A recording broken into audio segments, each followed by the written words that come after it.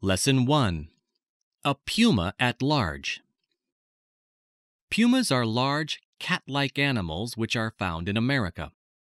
When reports came into London Zoo that a wild puma had been spotted 45 miles south of London, they were not taken seriously.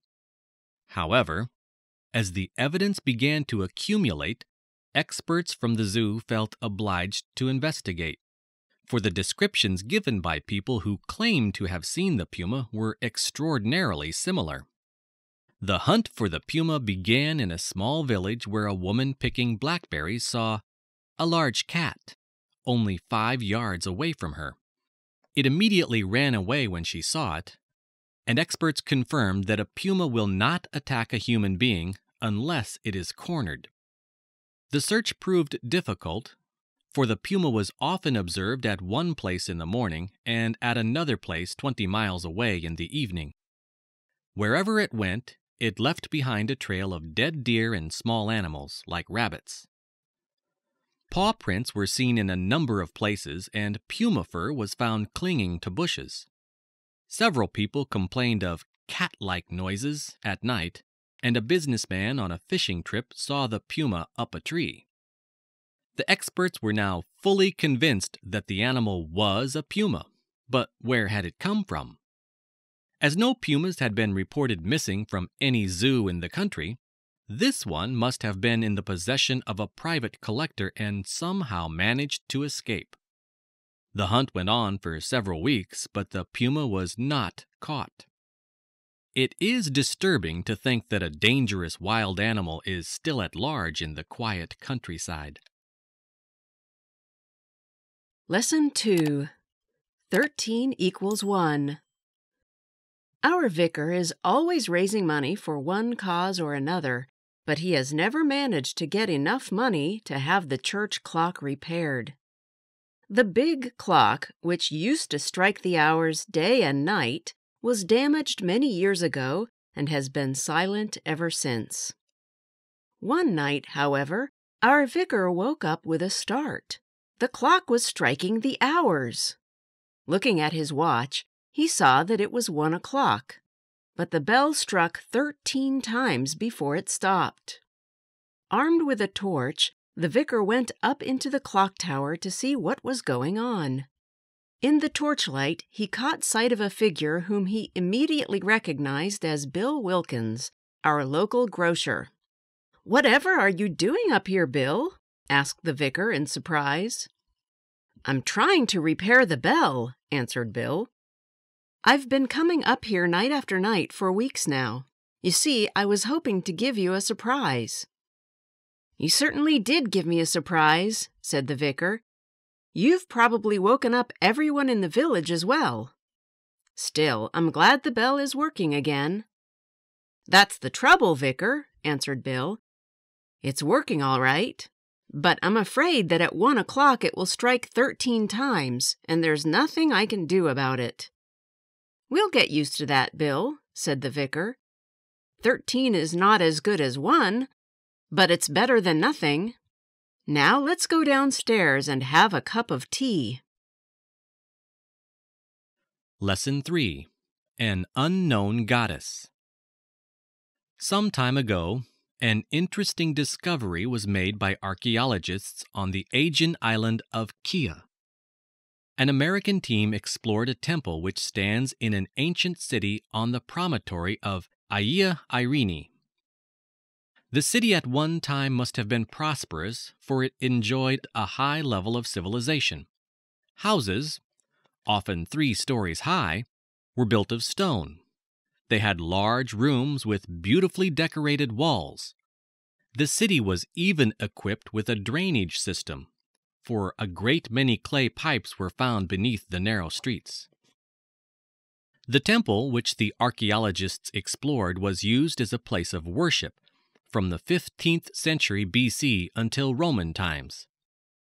In the most sacred room of the temple, clay fragments of 15 statues were found. Each of these represented a goddess and had, at one time, been painted. The body of one statue was found among remains dating from the 15th century BC. Its missing head happened to be among remains of the 5th century BC. This head must have been found in classical times and carefully preserved. It was very old and precious even then. When the archaeologists reconstructed the fragments, they were amazed to find that the goddess turned out to be a very modern-looking woman. She stood 3 feet high, and her hands rested on her hips. She was wearing a full-length skirt which swept the ground. Despite her great age, she was very graceful indeed, but, so far, the archaeologists have been unable to discover her identity. Lesson 4. The Double Life of Alfred Bloggs. These days, people who do manual work often receive far more money than people who work in offices. People who work in offices are frequently referred to as white-collar workers for the simple reason that they usually wear a collar and tie to go to work. Such is human nature that a great many people are often willing to sacrifice higher pay for the privilege of becoming white-collar workers.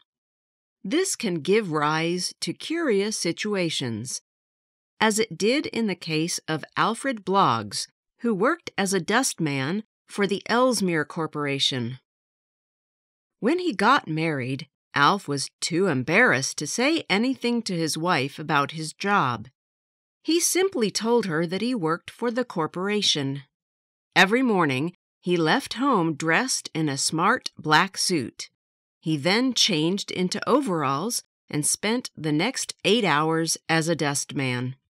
Before returning home at night, he took a shower and changed back into his suit.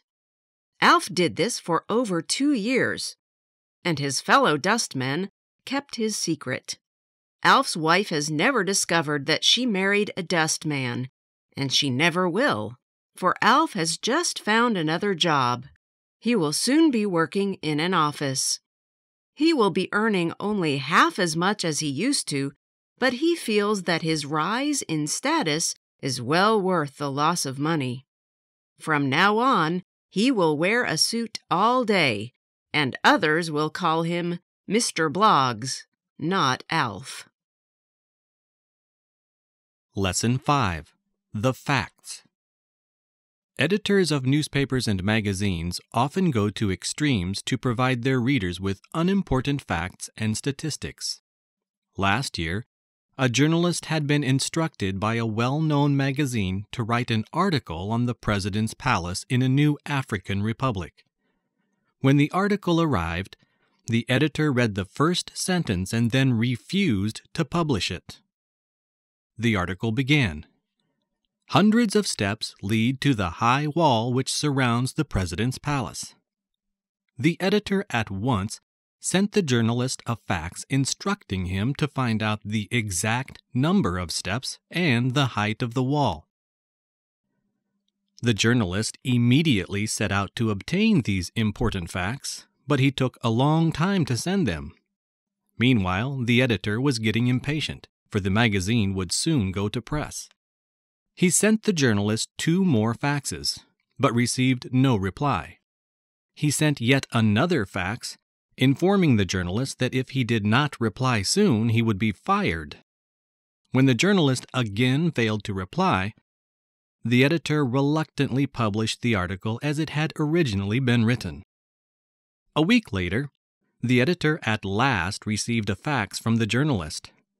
Not only had the poor man been arrested, but he had been sent to prison as well. However, he had at last been allowed to send a fax, in which he informed the editor that he had been arrested while counting the 1,084 steps leading to the 15-foot wall which surrounded the president's palace. Lesson 6. Smash and Grab. The expensive shops in a famous arcade near Piccadilly were just opening. At this time of the morning, the arcade was almost empty. Mr. Taylor, the owner of a jewelry shop, was admiring a new window display. Two of his assistants had been working busily since 8 o'clock and had only just finished.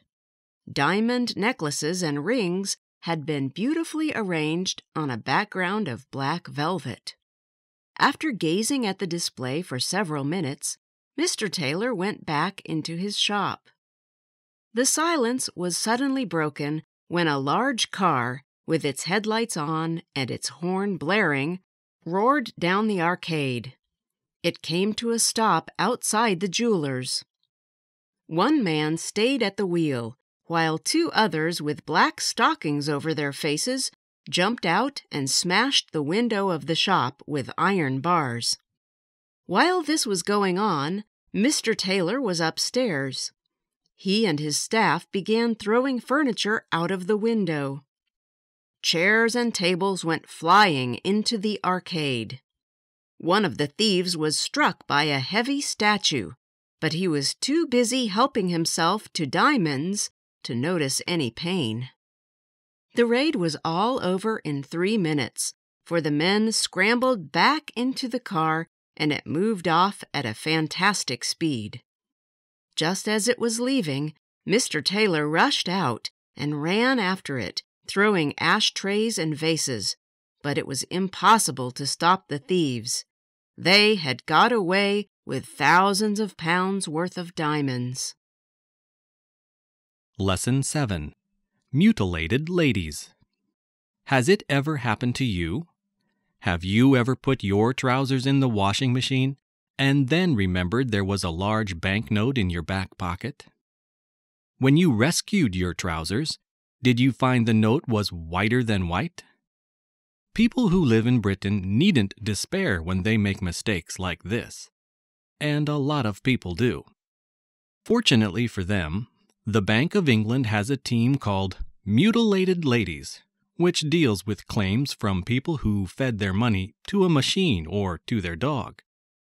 Dogs, it seems, love to chew up money. A recent case concerns Jane Butlin, whose fiancé, John, runs a successful furniture business. John had a very good day and put his wallet containing £3,000 into the microwave oven for safekeeping. Then he and Jane went horse riding. When they got home, Jane cooked their dinner in the microwave oven and, without realizing it, cooked her fiancé's wallet as well. Imagine their dismay when they found a beautifully cooked wallet and notes turned to ash. John went to see his bank manager, who sent the remains of wallet and the money to the special department of the Bank of England in Newcastle, the Mutilated Ladies. They examined the remains, and John got all his money back. So long as there's something to identify, we will give people their money back, said a spokeswoman for the bank. Last year, we paid £1.5 million on 21,000 claims. Lesson 8. A Famous Monastery.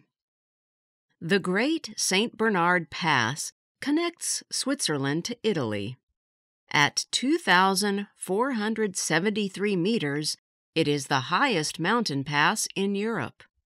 The famous monastery of St. Bernard, which was founded in the 11th century, lies about a mile away. For hundreds of years, St. Bernard dogs have saved the lives of travelers crossing the dangerous pass. These friendly dogs, which were first brought from Asia, were used as watchdogs even in Roman times. Now that a tunnel has been built through the mountains, the pass is less dangerous. But each year, the dogs are still sent out into the snow whenever a traveler is in difficulty. Despite the new tunnel, there are still a few people who rashly attempt to cross the pass on foot. During the summer months, the monastery is very busy, for it is visited by thousands of people who cross the pass in cars. As there are so many people about, the dogs have to be kept in a special enclosure. In winter, however, life at the monastery is quite different. The temperature drops to minus 30 degrees, and very few people attempt to cross the pass. The monks prefer winter to summer, for they have more privacy. The dogs have greater freedom, too, for they are allowed to wander outside their enclosure. The only regular visitors to the monastery in winter are parties of skiers who go there at Christmas and Easter. These young people, who love the peace of the mountains, always receive a warm welcome at St. Bernard's Monastery. Lesson 9. Flying Cats. Cats never fail to fascinate human beings. They can be friendly and affectionate towards humans, but they lead mysterious lives of their own as well. They never become submissive like dogs and horses. As a result, humans have learned to respect feline independence. Most cats remain suspicious of humans all their lives. One of the things that fascinates us most about cats is the popular belief that they have 9 lives. Apparently, there is a good deal of truth in this idea. A cat's ability to survive falls is based on fact. Recently, the New York Animal Medical Center made a study of 132 cats over a period of 5 months. All these cats had one experience in common. They had fallen off high buildings, yet only 8 of them died from shock or injuries. Of course, New York is the ideal place for such an interesting study because there is no shortage of tall buildings. There are plenty of high-rise windowsills to fall from. One cat, Sabrina, fell 32 stories, yet only suffered from a broken tooth. Cats behave like well-trained paratroopers, a doctor said. It seems that the further cats fall, the less they are likely to injure themselves. In a long drop, they reach speeds of 60 miles an hour and more. At high speeds, falling cats have time to relax. They stretch out their legs like flying squirrels. This increases their air resistance and reduces the shock of impact when they hit the ground. Lesson 10. The Loss of the Titanic. The great ship Titanic sailed for New York from Southampton on April 10, 1912. She was carrying 1,316 passengers and a crew of 891.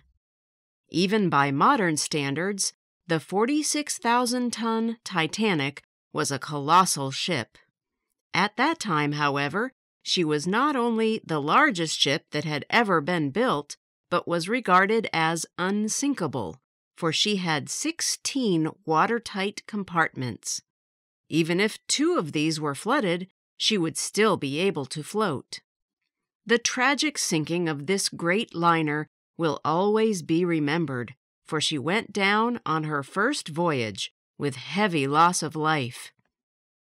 4 days after setting out, while the Titanic was sailing across the icy waters of the North Atlantic, a huge iceberg was suddenly spotted by a lookout. After the alarm had been given, the great ship turned sharply to avoid a direct collision. The Titanic turned just in time, narrowly missing the immense wall of ice, which rose over 100 feet out of the water beside her. Suddenly, there was a slight trembling sound from below, and the captain went down to see what had happened. The noise had been so faint that no one thought that the ship had been damaged. Below, the captain realized to his horror that the Titanic was sinking rapidly, for 5 of her 16 watertight compartments had already been flooded. The order to abandon ship was given, and hundreds of people plunged into the icy water. As there were not enough lifeboats for everybody, 1,500 lives were lost. Lesson 11. Not guilty. Customs officers are quite tolerant these days, but they can still stop you when you are going through the Green Channel and have nothing to declare. Even really honest people are often made to feel guilty. The hardened professional smuggler, on the other hand, is never troubled by such feelings, even if he has 500 gold watches hidden in his suitcase. When I returned from abroad recently, a particularly officious young customs officer clearly regarded me as a smuggler. "Have you anything to declare?" he asked, looking me in the eye. "No," I answered confidently. "Would you mind unlocking this suitcase, please?" "Not at all," I answered. The officer went through the case with great care. All the things I had packed so carefully were soon in a dreadful mess. I felt sure I would never be able to close the case again. Suddenly, I saw the officer's face light up. He had spotted a tiny bottle at the bottom of my case, and he pounced on it with delight. "Perfume, eh?" he asked sarcastically. "You should have declared that. Perfume is not exempt from import duty." "But it isn't perfume," I said. "It's hair gel." Then I added with a smile, "It's a strange mixture I make myself." As I expected, he did not believe me. "Try it," I said encouragingly. The officer unscrewed the cap and put the bottle to his nostrils. He was greeted by an unpleasant smell which convinced him that I was telling the truth. A few minutes later, I was able to hurry away with precious chalk marks on my baggage. Lesson 12. Life on a Desert Island. Most of us have formed an unrealistic picture of life on a desert island. We sometimes imagine a desert island to be a sort of paradise where the sun always shines. Life there is simple and good. Ripe fruit falls from the trees, and you never have to work. The other side of the picture is quite the opposite. Life on a desert island is wretched. You either starve to death or live like Robinson Crusoe, waiting for a boat which never comes. Perhaps there is an element of truth in both these pictures, but few of us have had the opportunity to find out. Two men who recently spent 5 days on a coral island wished they had stayed there longer. They were taking a badly damaged boat from the Virgin Islands to Miami to have it repaired. During the journey, their boat began to sink. They quickly loaded a small rubber dinghy with food, matches, and cans of beer and rowed for a few miles across the Caribbean until they arrived at a tiny coral island. There were hardly any trees on the island, and there was no water, but this did not prove to be a problem. The men collected rainwater in the rubber dinghy. As they had brought a spear gun with them, they had plenty to eat. They caught lobster and fish every day, and, as one of them put it, ate like kings. When a passing tanker rescued them 5 days later, both men were genuinely sorry that they had to leave. Lesson 13. It's Only Me. After her husband had gone to work, Mrs. Richards sent her children to school and went upstairs to her bedroom. She was too excited to do any housework that morning, for in the evening she would be going to a fancy dress party with her husband. She intended to dress up as a ghost, and as she had made her costume the night before, she was impatient to try it on. Though the costume consisted only of a sheet, it was very effective. After putting it on, Mrs. Richards went downstairs. She wanted to find out whether it would be comfortable to wear. Just as Mrs. Richards was entering the dining room, there was a knock on the front door. She knew that it must be the baker. She had told him to come straight in if ever she failed to open the door and to leave the bread on the kitchen table. Not wanting to frighten the poor man, Mrs. Richards quickly hid in the small storeroom under the stairs. She heard the front door open and heavy footsteps in the hall. Suddenly, the door of the storeroom was opened and a man entered. Mrs. Richards realized that it must be the man from the electricity board who had come to read the meter. She tried to explain the situation, saying, "It's only me." But it was too late. The man let out a cry and jumped back several paces. When Mrs. Richards walked towards him, he fled, slamming the door behind him. Lesson 14. A Noble Gangster.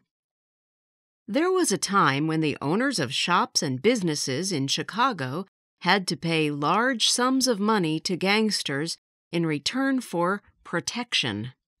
If the money was not paid promptly, the gangsters would quickly put a man out of business by destroying his shop.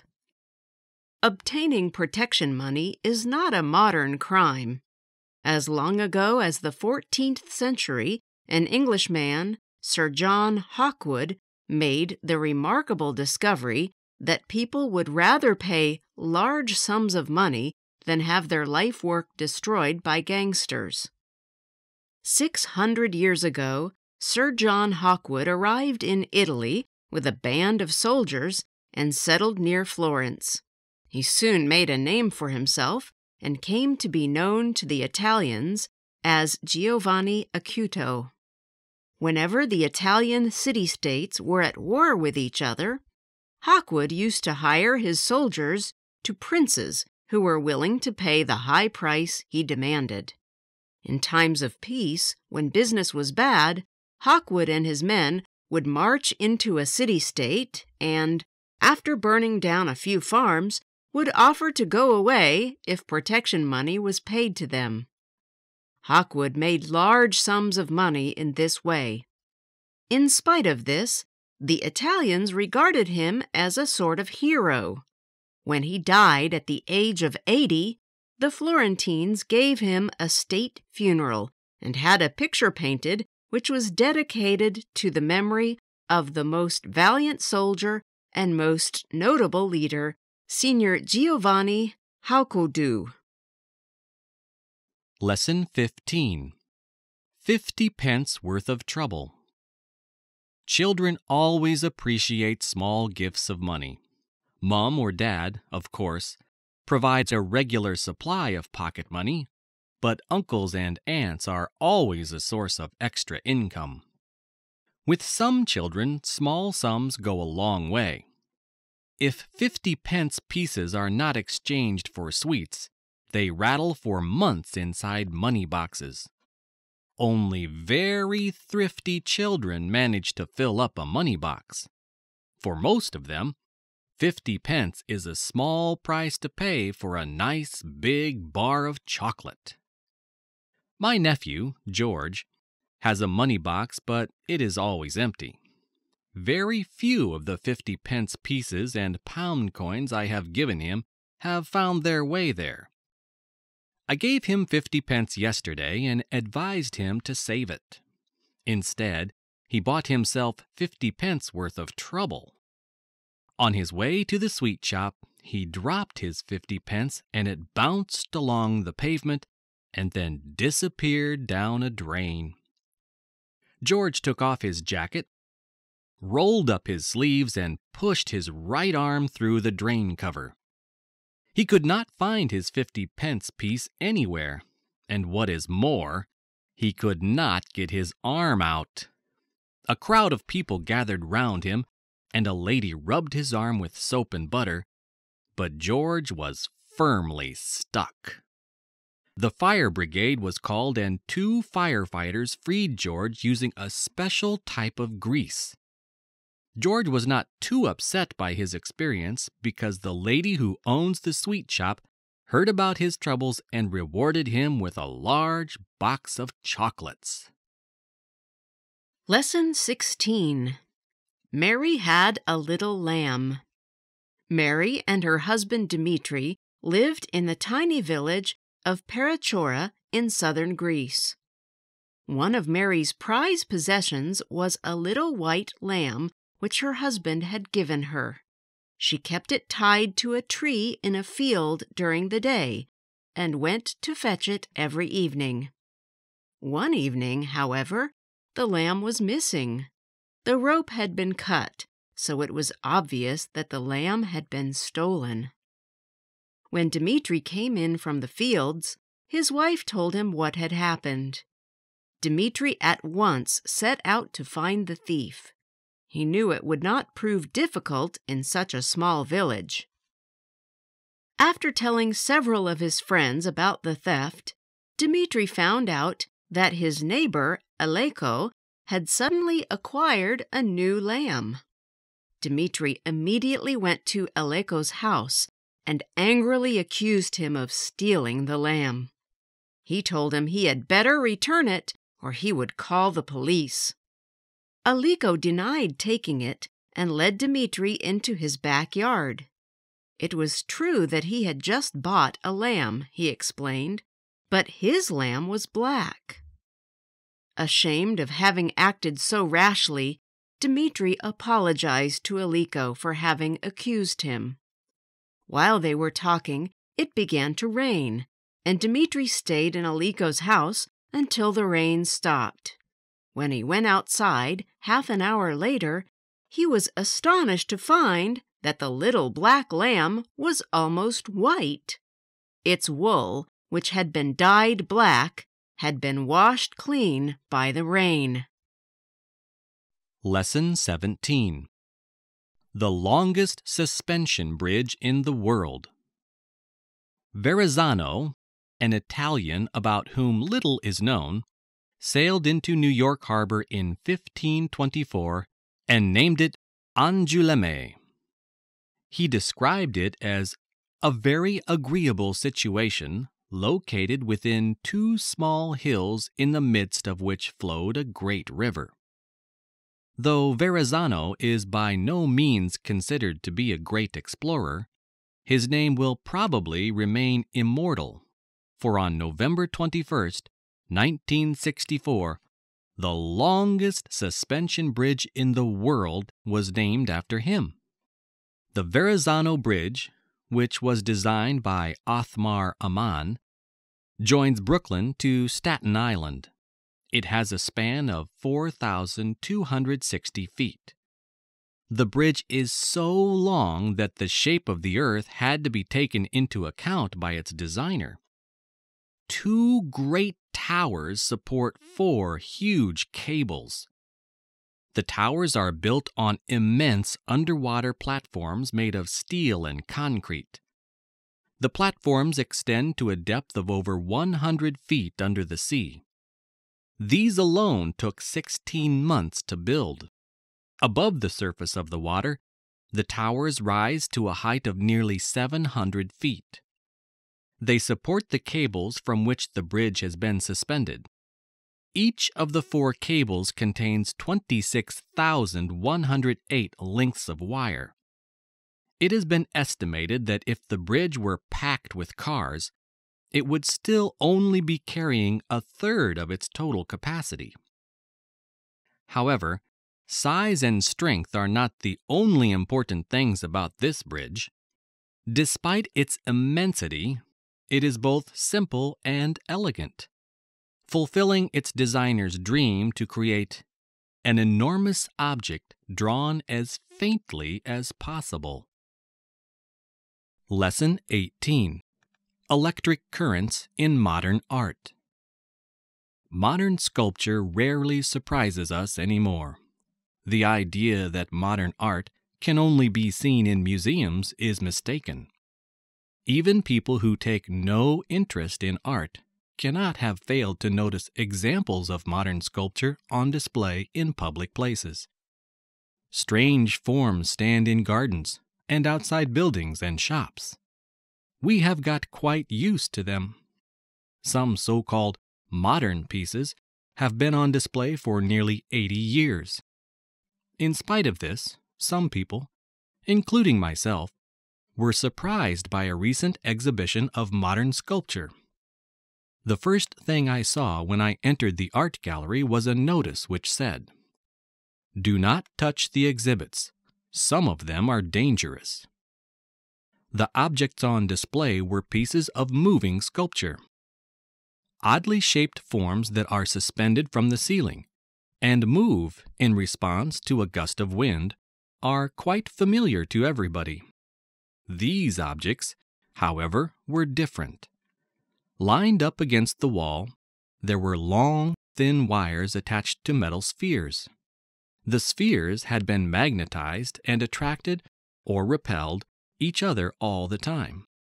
In the center of the hall, there were a number of tall structures which contained colored lights. These lights flickered continuously, like traffic lights which have gone mad.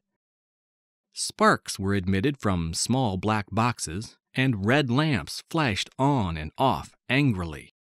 It was rather like an exhibition of prehistoric electronic equipment. These peculiar forms not only seemed designed to shock people emotionally, but to give them electric shocks as well. Lesson 19. A very dear cat. Kidnappers are rarely interested in animals, but they recently took considerable interest in Mrs. Eleanor Ramsey's cat. Mrs. Eleanor Ramsey, a very wealthy old lady, has shared a flat with her cat, Rastus, for a great many years. Rastus leads an orderly life. He usually takes a short walk in the evenings and is always home by 7 o'clock. One evening, however, he failed to arrive. Mrs. Ramsey got very worried. She looked everywhere for him but could not find him.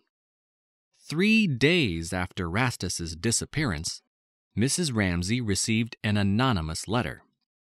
The writer stated that Rastus was in safe hands and would be returned immediately if Mrs. Ramsey paid a ransom of £1,000. Mrs. Ramsey was instructed to place the money in a cardboard box and to leave it outside her door. At first, she decided to go to the police, but fearing that she would never see Rastus again, the letter had made that quite clear, she changed her mind. She withdrew £1,000 from her bank and followed the kidnapper's instructions. The next morning, the box had disappeared, but Mrs. Ramsey was sure that the kidnapper would keep his word. Sure enough, Rastus arrived punctually at 7 o'clock that evening. He looked very well, though he was rather thirsty, for he drank half a bottle of milk. The police were astounded when Mrs. Ramsey told them what she had done. She explained that Rastus was very dear to her. Considering the amount she paid, he was dear in more ways than one. Lesson 20. Pioneer Pilots. In 1908, Lord Northcliffe offered a prize of £1,000 to the first man who would fly across the English Channel. Over a year passed before the first attempt was made. On July 19th, 1909, in the early morning, Hubert Latham took off from the French coast in his plane, the Antoinette IV. He had traveled only 7 miles across the channel when his engine failed, and he was forced to land on the sea. The Antoinette floated on the water until Latham was picked up by a ship. 2 days later, Louis Blériot arrived near Calais with a plane called No. 11. Blériot had been making planes since 1905, and this was his latest model. A week before, he had completed a successful overland flight during which he covered 26 miles. Latham, however, did not give up easily. He, too, arrived near Calais on the same day with a new Antoinette. it looked as if there would be an exciting race across the channel. Both planes were going to take off on July 25th, but Latham failed to get up early enough. After making a short test flight at 4:15 a.m., Blériot set off half an hour later.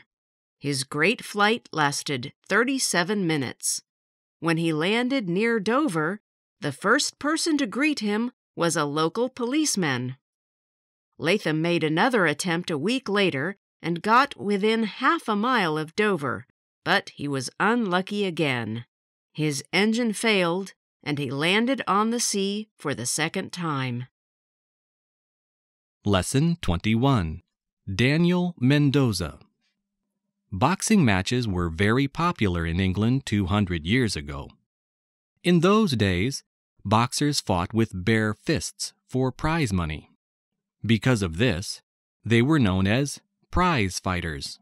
However, boxing was very crude, for there were no rules and a prize fighter could be seriously injured or even killed during a match. One of the most colorful figures in boxing history was Daniel Mendoza, who was born in 1764. The use of gloves was not introduced until 1860, when the Marquis of Queensberry drew up the first set of rules. Though he was technically a prize fighter, Mendoza did much to change crude prize fighting into a sport, for he brought science to the game. In his day, Mendoza enjoyed tremendous popularity. He was adored by rich and poor alike. Mendoza rose to fame swiftly after a boxing match when he was only 14 years old. This attracted the attention of Richard Humphreys, who was then the most eminent boxer in England. He offered to train Mendoza, and his young pupil was quick to learn. In fact, Mendoza soon became so successful that Humphreys turned against him. The two men quarreled bitterly, and it was clear that the argument could only be settled by a fight. A match was held at Stilton, where both men fought for an hour. The public bet a great deal of money on Mendoza, but he was defeated. Mendoza met Humphreys in the ring on a later occasion, and he lost for a second time. It was not until his third match, in 1790, that he finally beat Humphreys and became champion of England. Meanwhile, he founded a highly successful academy, and even Lord Byron became one of his pupils. He earned enormous sums of money and was paid as much as £100 for a single appearance. Despite this, he was so extravagant that he was always in debt. After he was defeated by a boxer called Gentleman Jackson, he was quickly forgotten. He was sent to prison for failing to pay his debts and died in poverty in 1836. Lesson 22. By Heart. Some plays are so successful that they run for years on end. In many ways, this is unfortunate for the poor actors who are required to go on repeating the same lines night after night. One would expect them to know their parts by heart and never have cause to falter. Yet this is not always the case. A famous actor in a highly successful play was once cast in the role of an aristocrat who had been imprisoned in the Bastille for 20 years. In the last act, a jailer would always come onto the stage with a letter which he would hand to the prisoner. Even though the noble was expected to read the letter at each performance, he always insisted that it should be written out in full. One night, the jailer decided to play a joke on his colleague to find out if, after so many performances, he had managed to learn the contents of the letter by heart. The curtain went up on the final act of the play and revealed the aristocrat sitting alone behind bars in his dark cell. Just then, the jailer appeared with the precious letter in his hands. He entered the cell and presented the letter to the aristocrat.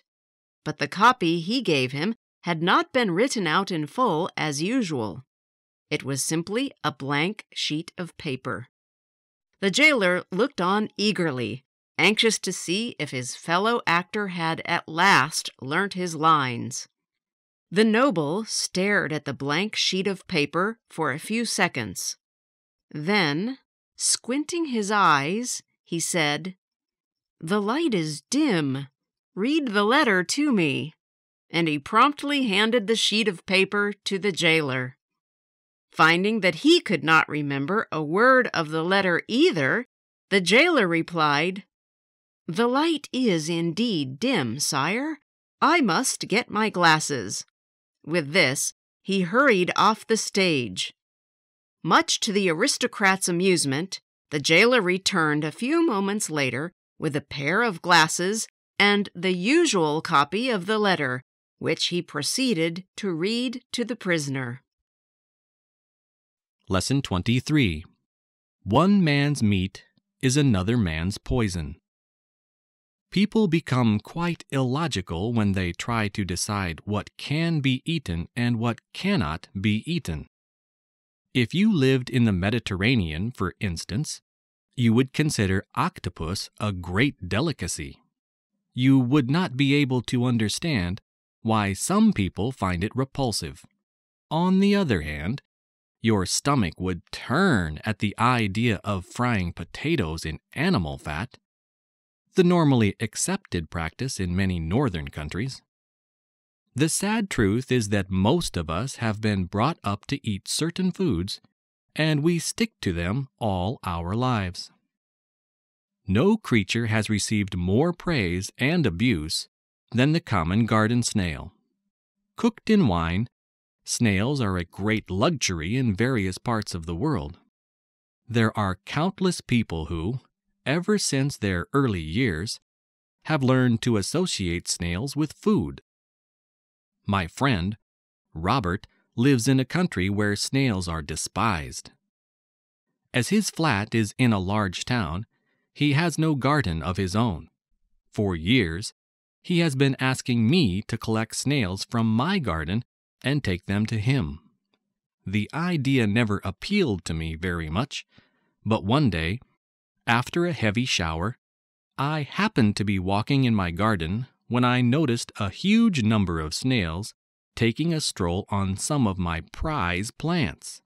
Acting on a sudden impulse, I collected several dozen, put them in a paper bag, and took them to Robert. Robert was delighted to see me and equally pleased with my little gift. I left the bag in the hall, and Robert and I went into the living room where we talked for a couple of hours. I had forgotten all about the snails when Robert suddenly said that I must stay to dinner. Snails would, of course, be the main dish. I did not fancy the idea, and I reluctantly followed Robert out of the room. To our dismay, we saw that there were snails everywhere. They had escaped from the paper bag and had taken complete possession of the hall. I have never been able to look at a snail since then. Lesson 24. A skeleton in the cupboard. We often read in novels how a seemingly respectable person or family has some terrible secret which has been concealed from strangers for years. The English language possesses a vivid saying to describe this sort of situation. The terrible secret is called a skeleton in the cupboard. At some dramatic moment in the story, the terrible secret becomes known and a reputation is ruined. The reader's hair stands on end when he reads in the final pages of the novel that the heroine, a dear old lady who had always been so kind to everybody, had, in her youth, poisoned every one of her 5 husbands. It is all very well for such things to occur in fiction. To varying degrees, we all have secrets which we do not want even our closest friends to learn. but few of us have skeletons in the cupboard. The only person I know who has a skeleton in the cupboard is George Carleton, and he is very proud of the fact. George studied medicine in his youth. Instead of becoming a doctor, however, he became a successful writer of detective stories. I once spent an uncomfortable weekend which I shall never forget at his house. George showed me to the guest room, which, he said, was rarely used. He told me to unpack my things and then come down to dinner. After I had stacked my shirts and underclothes in 2 empty drawers, I decided to hang one of the 2 suits I had brought with me in the cupboard. I opened the cupboard door and then stood in front of it, petrified. A skeleton was dangling before my eyes. The sudden movement of the door made it sway slightly, and it gave me the impression that it was about to leap out at me. Dropping my suit, I dashed downstairs to tell George. This was worse than a terrible secret. This was a real skeleton. But George was unsympathetic. "Oh, that," he said with a smile, as if he were talking about an old friend. "That's Sebastian. You forget that I was a medical student once upon a time." Lesson 25. The Cutty Sark. One of the most famous sailing ships of the 19th century, the Cutty Sark, can still be seen at Greenwich. She stands on dry land and is visited by thousands of people each year. She serves as an impressive reminder of the great ships of the past. Before they were replaced by steamships, sailing vessels like the Cutty Sark were used to carry tea from China and wool from Australia. The Cutty Sark was one of the fastest sailing ships that has ever been built. The only other ship to match her was the Thermopylae. Both these ships set out from Shanghai on June 18, 1872, on an exciting race to England. This race, which went on for exactly 4 months, was the last of its kind. It marked the end of the great tradition of ships with sails and the beginning of a new era. The first of the 2 ships to reach Java after the race had begun was the Thermopylae, but on the Indian Ocean, the Cutty Sark took the lead.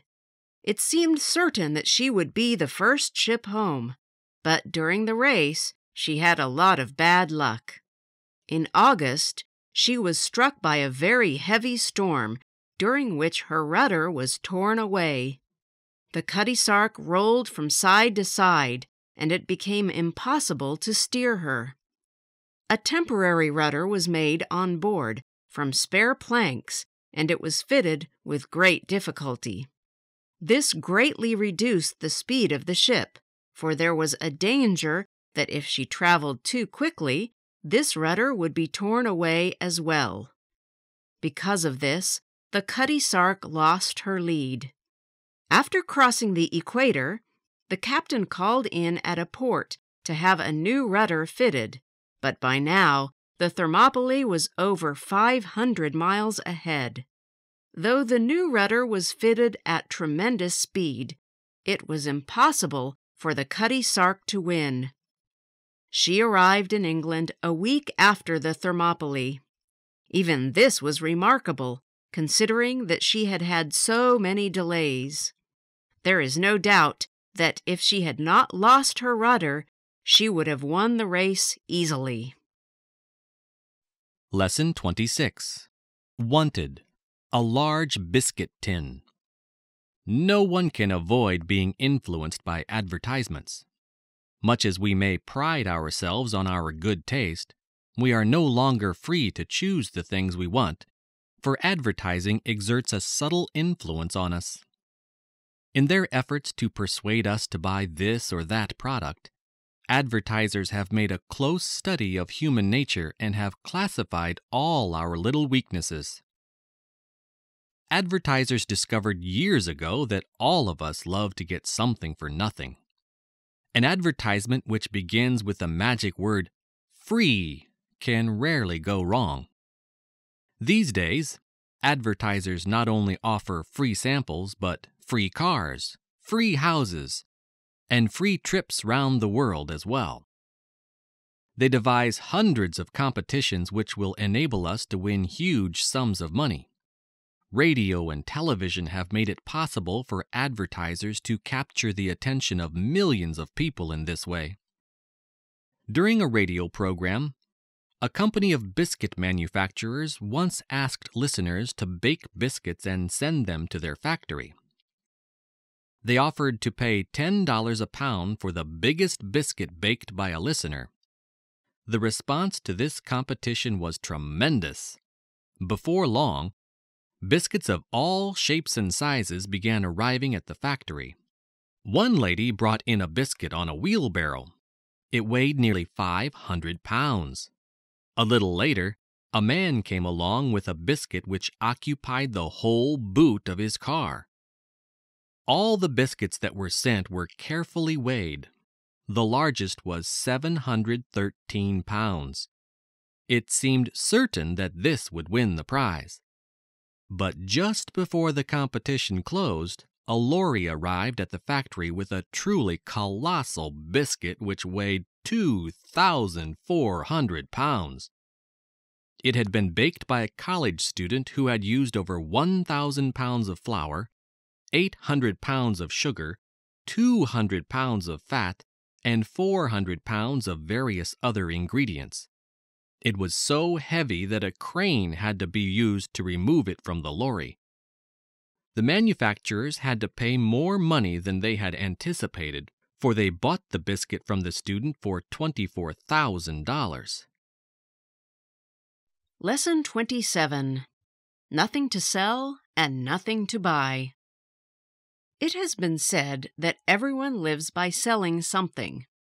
In the light of this statement, teachers live by selling knowledge, philosophers by selling wisdom, and priests by selling spiritual comfort.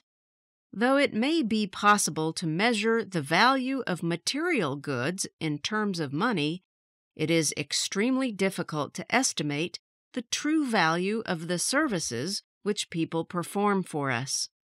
There are times when we would willingly give everything we possess to save our lives, yet we might grudge paying a surgeon a high fee for offering us precisely this service.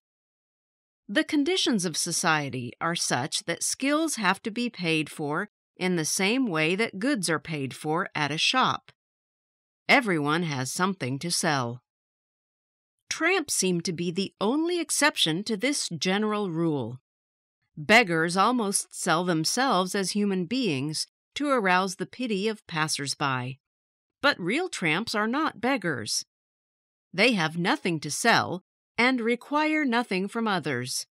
In seeking independence, they do not sacrifice their human dignity. A tramp may ask you for money, but he will never ask you to feel sorry for him. He has deliberately chosen to lead the life he leads, and is fully aware of the consequences. He may never be sure where the next meal is coming from, but he is free from the thousands of anxieties which afflict other people. His few material possessions make it possible for him to move from place to place with ease. By having to sleep in the open, he gets far closer to the world of nature than most of us ever do.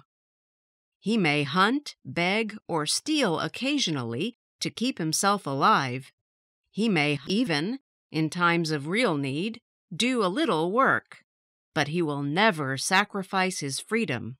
We often speak of tramps with contempt and put them in the same class as beggars. But how many of us can honestly say that we have not felt a little envious of their simple way of life and their freedom from care? Lesson 28. 5 pounds too dear. Small boats loaded with wares sped to the great liner as she was entering the harbor. Before she had anchored, the men from the boats had climbed on board, and the decks were soon covered with colorful rugs from Persia, silks from India, copper coffee pots, and beautiful handmade silverware. It was difficult not to be tempted. Many of the tourists on board had begun bargaining with the tradesmen, but I decided not to buy anything until I had disembarked. I had no sooner got off the ship than I was assailed by a man who wanted to sell me a diamond ring. I had no intention of buying one, but I could not conceal the fact that I was impressed by the size of the diamonds. Some of them were as big as marbles. The man went to great lengths to prove that the diamonds were real. As we were walking past a shop, he held a diamond firmly against the window and made a deep impression in the glass. It took me over half an hour to get rid of him. The next man to approach me was selling expensive pens and watches. I examined one of the pens closely. It certainly looked genuine. At the base of the gold cap, the words, "Made in the USA," had been neatly inscribed. The man said that the pen was worth £50, but as a special favor, he would let me have it for £30. I shook my head and held up 5 fingers, indicating that I was willing to pay £5. Gesticulating wildly, the man acted as if he found my offer outrageous, but he eventually reduced the price to £10. Shrugging my shoulders, I began to walk away when, a moment later, he ran after me and thrust the pen into my hands.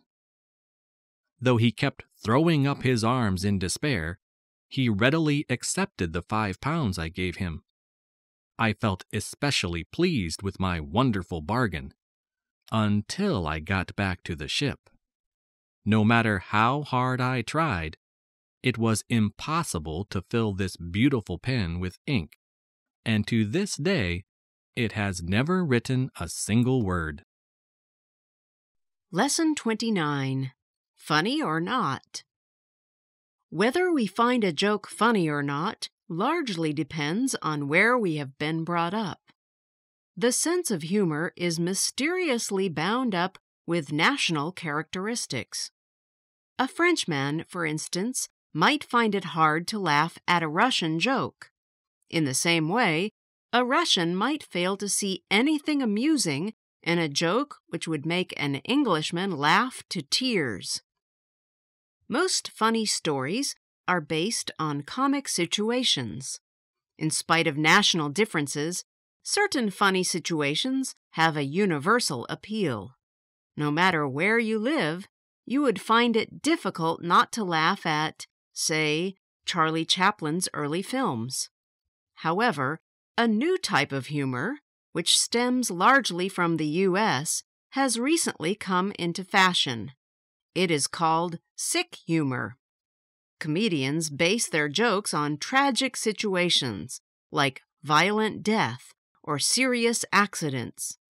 Many people find this sort of joke distasteful. The following example of sick humor will enable you to judge for yourself. A man who had broken his right leg was taken to hospital a few weeks before Christmas. From the moment he arrived there, he kept on pestering his doctor to tell him when he would be able to go home. He dreaded having to spend Christmas in hospital. Though the doctor did his best, the patient's recovery was slow. On Christmas Day, the man still had his right leg in plaster. He spent a miserable day in bed, thinking of all the fun he was missing. The following day, however, the doctor consoled him by telling him that his chances of being able to leave hospital in time for New Year's celebrations were good. The man took heart, and sure enough, on New Year's Eve, he was able to hobble along to a party. To compensate for his unpleasant experiences in hospital, the man drank a little more than was good for him. In the process, he enjoyed himself thoroughly and kept telling everybody how much he hated hospitals. He was still mumbling something about hospitals at the end of the party when he slipped on a piece of ice and broke his left leg. Lesson 30. The Death of a Ghost. For years, villagers believed that Endley Farm was haunted. The farm was owned by two brothers, Joe and Bob Cox. They employed a few farmhands, but no one was willing to work there long. Every time a worker gave up his job, he told the same story. Farm laborers said that they always woke up to find that work had been done overnight. Hay had been cut and cowsheds had been cleaned. A farm worker, who stayed up all night, claimed to have seen a figure cutting corn in the moonlight. In time, it became an accepted fact that the Cox brothers employed a conscientious ghost that did most of their work for them. No one suspected that there might be someone else on the farm who had never been seen. This was indeed the case. A short time ago, villagers were astonished to learn that the ghost of Endley had died. Everyone went to the funeral, for the ghost was none other than Eric Cox, a third brother who was supposed to have died as a young man. After the funeral, Joe and Bob revealed a secret which they had kept for over 50 years. Eric had been the eldest son of the family, very much older than his two brothers. He had been obliged to join the army during the Second World War. As he hated army life, he decided to desert his regiment. When he learnt that he would be sent abroad, he returned to the farm and his father hid him until the end of the war. Fearing the authorities, Eric remained in hiding after the war as well. His father told everybody that Eric had been killed in action. The only other people who knew the secret were Joe and Bob. They did not even tell their wives. When their father died, they thought it their duty to keep Eric in hiding. All these years, Eric had lived as a recluse. He used to sleep during the day and work at night, quite unaware of the fact that he had become the ghost of Endley. When he died, however, his brothers found it impossible to keep the secret any longer. Lesson 31. A Lovable Eccentric. True eccentrics never deliberately set out to draw attention to themselves. They disregard social conventions without being conscious that they are doing anything extraordinary. This invariably wins them the love and respect of others, for they add color to the dull routine of everyday life. Up to the time of his death, Richard Colson was one of the most notable figures in our town. He was a shrewd and wealthy businessman, but most people in the town hardly knew anything about this side of his life. He was known to us all as Dickie, and his eccentricity had become legendary long before he died. Dickie disliked snobs intensely. Though he owned a large car, he hardly ever used it, preferring always to go on foot. Even when it was raining heavily, he refused to carry an umbrella. One day, he walked into an expensive shop after having been caught in a particularly heavy shower. He wanted to buy a 300-pound watch for his wife, but he was in such a bedraggled condition that an assistant refused to serve him. Dickie left the shop without a word and returned carrying a large cloth bag. As it was extremely heavy, he dumped it on the counter. The assistant asked him to leave, but Dickie paid no attention to him and requested to see the manager. Recognizing who the customer was, the manager was most apologetic and reprimanded the assistant severely. When Dickie was given the watch, he presented the assistant with the cloth bag. It contained 300 pounds in pennies. He insisted on the assistant's counting the money before he left, 30,000 pennies in all. On another occasion, he invited a number of important critics to see his private collection of modern paintings. This exhibition received a great deal of attention in the press, for though the pictures were supposed to be the work of famous artists, they had, in fact, been painted by Dickie. It took him 4 years to stage this elaborate joke, simply to prove that critics do not always know what they are talking about. Lesson 32. A Lost Ship. The salvage operation had been a complete failure. The small ship, Elcor, which had been searching the Barents Sea for weeks, was on its way home. A radio message from the mainland had been received by the ship's captain instructing him to give up the search. The captain knew that another attempt would be made later, for the sunken ship he was trying to find had been carrying a precious cargo of gold bullion. Despite the message, the captain of the Elcor decided to try once more. The seabed was scoured with powerful nets, and there was a tremendous excitement on board when a chest was raised from the bottom. Though the crew were at first under the impression that the lost ship had been found, the contents of the chest proved them wrong. What they had in fact found was a ship which had been sunk many years before.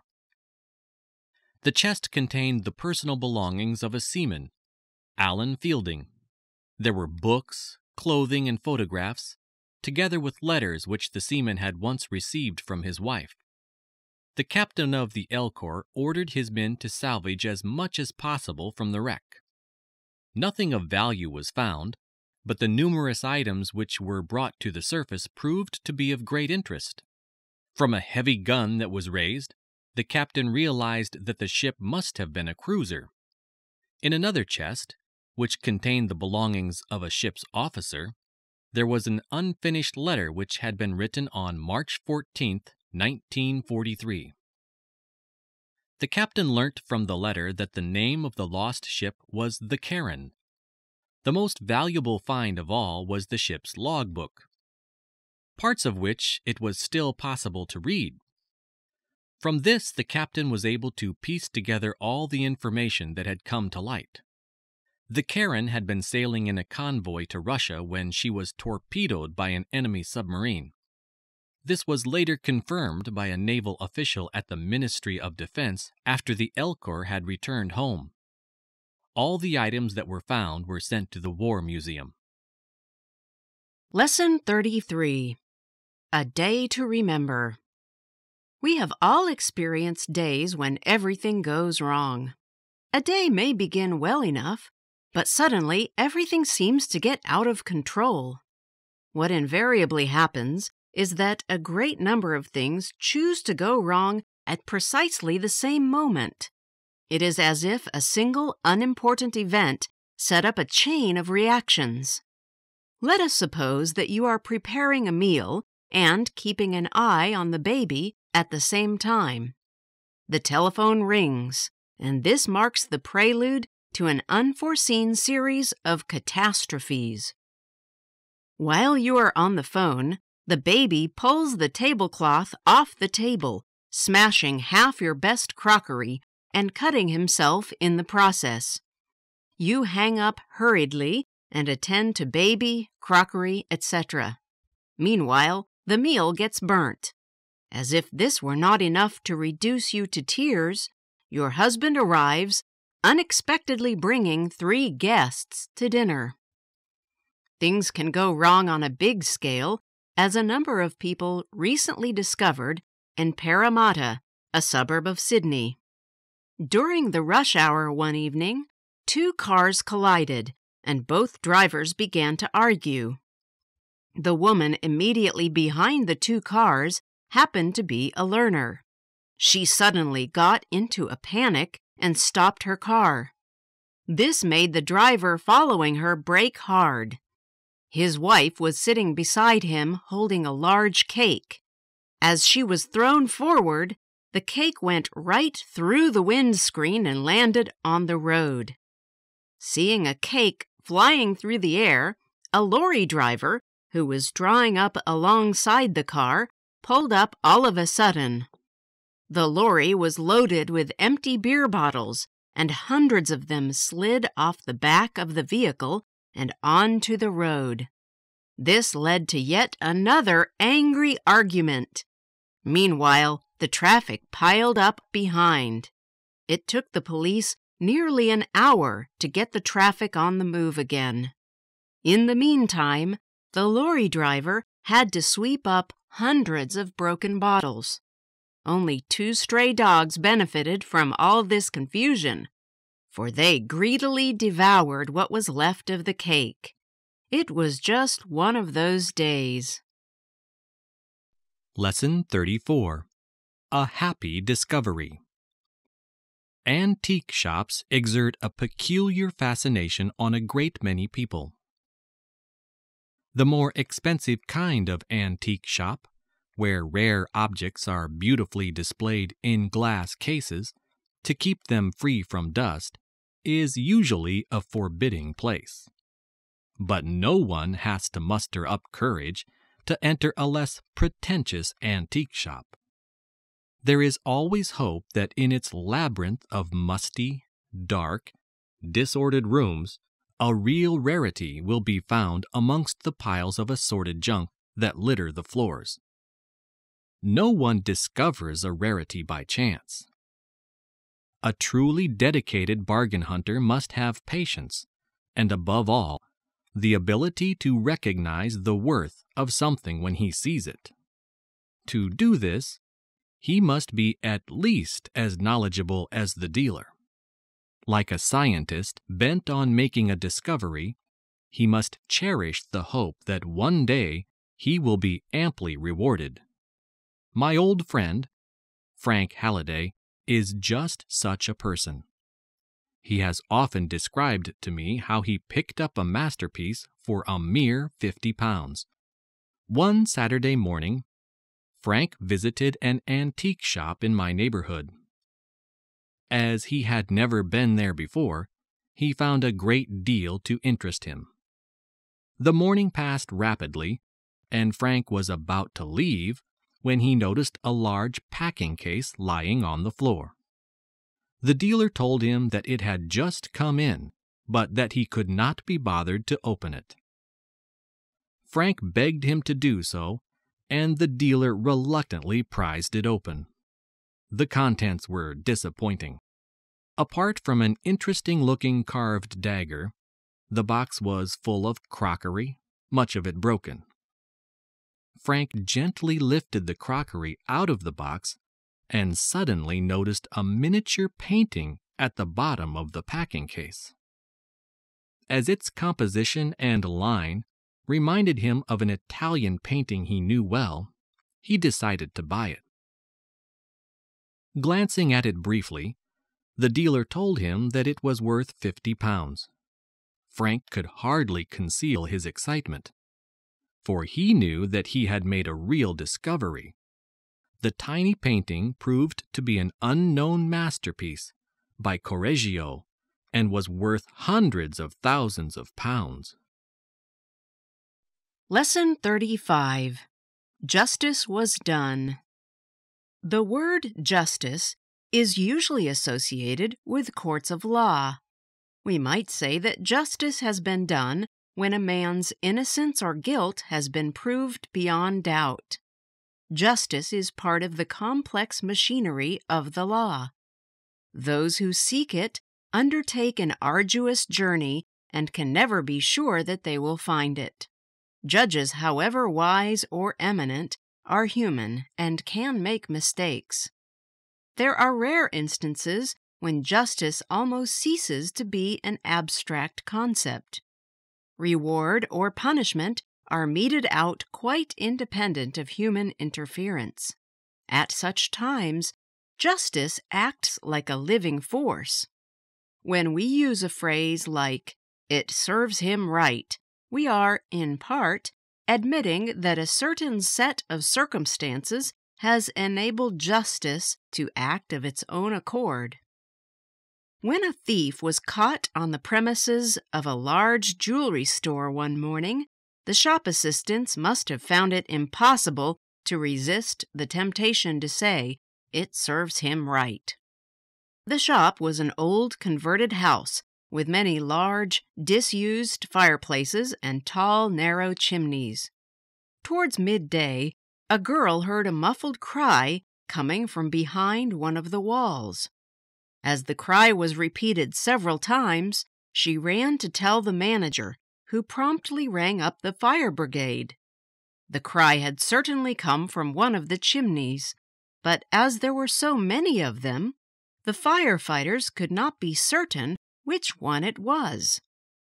They located the right chimney by tapping at the walls and listening for the man's cries. After chipping through a wall which was 18 inches thick, they found that a man had been trapped in the chimney. As it was extremely narrow, the man was unable to move, but the firefighters were eventually able to free him by cutting a huge hole in the wall. The sorry-looking, blackened figure that emerged admitted at once that he had tried to break into the shop during the night, but had got stuck in the chimney. He had been there for nearly 10 hours. Justice had been done even before the man was handed over to the police. Lesson 36. A Chance in a Million. We are less credulous than we used to be. In the 19th century, a novelist would bring his story to a conclusion by presenting his readers with a series of coincidences, most of them wildly improbable. Readers happily accepted the fact that an obscure maidservant was really the hero's mother. A long-lost brother, who was presumed dead, was really alive all the time and wickedly plotting to bring about the hero's downfall. And so on. Modern readers would find such naive solutions totally unacceptable. Yet in real life, circumstances do sometimes conspire to bring about coincidences which anyone but a 19th century novelist would find incredible. When I was a boy, my grandfather told me how a German taxi driver, Franz Bussmann, found a brother who was thought to have been killed 20 years before. While on a walking tour with his wife, he stopped to talk to a workman. After they had gone on, Mrs. Bussmann commented on the workman's close resemblance to her husband, and even suggested that he might be his brother. Franz poured scorn on the idea, pointing out that his brother had been killed in action during the war. Though Mrs. Bussmann was fully acquainted with this story, she thought that there was a chance in a million that she might be right. A few days later, she sent a boy to the workman to ask him if his name was Hans Bussmann. Needless to say, the man's name was Hans Bussmann, and he really was Franz's long-lost brother. When the brothers were reunited, Hans explained how it was that he was still alive. After having been wounded towards the end of the war, he had been sent to hospital and was separated from his unit. The hospital had been bombed, and Hans had made his way back into Western Germany on foot. Meanwhile, his unit was lost and all records of him had been destroyed. Hans returned to his family home, but the house had been bombed and no one in the neighborhood knew what had become of the inhabitants. Assuming that his family had been killed during an air raid, Hans settled down in a village 50 miles away, where he had remained ever since. Lesson 37. The Westhaven Express. We have learnt to expect that trains will be punctual. After years of conditioning, most of us have developed an unshakable faith in railway timetables. Ships may be delayed by storms, flights may be cancelled because of bad weather, but trains must be on time. Only an exceptionally heavy snowfall might temporarily dislocate railway services. It is all too easy to blame the railway authorities when something does go wrong. The truth is that when mistakes occur, they are more likely to be ours than theirs. After consulting my railway timetable, I noted with satisfaction that there was an express train to Westhaven. It went direct from my local station, and the journey lasted a mere hour and 17 minutes. When I boarded the train, I could not help noticing that a great many local people got on as well. At the time, this did not strike me as odd. I reflected that there must be a great many people besides myself who wished to take advantage of this excellent service. Neither was I surprised when the train stopped at Widley, a tiny station a few miles along the line. Even a mighty express train can be held up by signals. But when the train dawdled at station after station, I began to wonder. It suddenly dawned on me that this express was not roaring down the line at 90 miles an hour, but barely chugging along at 30. 1 hour and 17 minutes passed, and we had not even covered half the distance. I asked a passenger if this was the Westhaven Express, but he had not even heard of it. I determined to lodge a complaint as soon as we arrived. 2 hours later, I was talking angrily to the station master at Westhaven. When he denied the train's existence, I borrowed his copy of the timetable. There was a note of triumph in my voice when I told him that it was there in black and white. Glancing at it briefly, he told me to look again. A tiny asterisk conducted me to a footnote at the bottom of the page. It said, "This service has been suspended." Lesson 38. The First Calendar. Future historians will be in a unique position when they come to record the history of our own times. They will hardly know which facts to select from the great mass of evidence that steadily accumulates. What is more, they will not have to rely solely on the written word. Films, videos, CDs, and CD-ROMs are just some of the bewildering amount of information they will have. They will be able, as it were, to see and hear us in action. But the historian attempting to reconstruct the distant past is always faced with a difficult task. He has to deduce what he can from the few scanty clues available. Even seemingly insignificant remains can shed interesting light on the history of early man. Up to now, historians have assumed that calendars came into being with the advent of agriculture, for then man was faced with a real need to understand something about the seasons. Recent scientific evidence seems to indicate that this assumption is incorrect. Historians have long been puzzled by dots, lines, and symbols which have been engraved on walls, bones, and the ivory tusks of mammoths. The nomads who made these markings lived by hunting and fishing during the last ice age, which began about 35,000 BC and ended about 10,000 BC. By correlating markings made in various parts of the world, historians have been able to read this difficult code. They have found that it is connected with the passage of days and the phases of the moon. It is, in fact, a primitive type of calendar. It has long been known that the hunting scenes depicted on walls were not simply a form of artistic expression. They had a definite meaning, for they were as near as early man could get to writing. It is possible that there is a definite relation between these paintings and the markings that sometimes accompany them.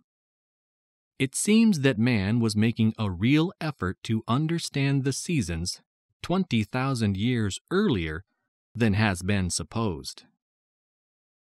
Lesson 39. Nothing to worry about. The rough road across the plain soon became so bad that we tried to get Bruce to drive back to the village we had come from. Even though the road was littered with boulders and pitted with holes, Bruce was not in the least perturbed. Glancing at his map, he informed us that the next village was a mere 20 miles away. It was not that Bruce always underestimated difficulties. He simply had no sense of danger at all. No matter what the conditions were, he believed that a car should be driven as fast as it could possibly go. As we bumped over the dusty track, we swerved to avoid large boulders. The wheels scooped up stones which hammered ominously under the car. We felt sure that sooner or later a stone would rip a hole in our petrol tank or damage the engine.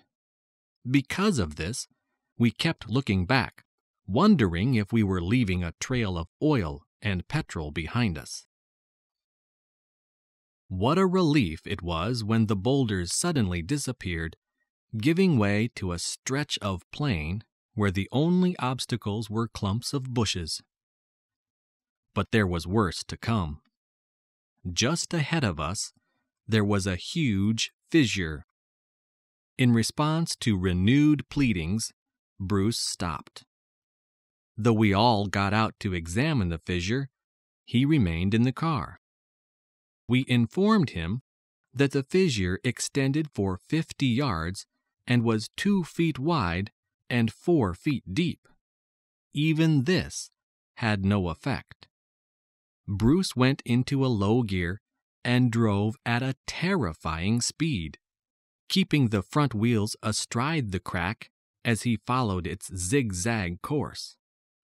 Before we had time to worry about what might happen, we were back on the plain again. Bruce consulted the map once more and told us that the village was now only 15 miles away. Our next obstacle was a shallow pool of water about half a mile across. Bruce charged at it, but in the middle, the car came to a grinding halt. A yellow light on the dashboard flashed angrily, and Bruce cheerfully announced that there was no oil in the engine. Lesson 40. Who's Who? It has never been explained why university students seem to enjoy practical jokes more than anyone else. Students specialize in a particular type of practical joke, the hoax.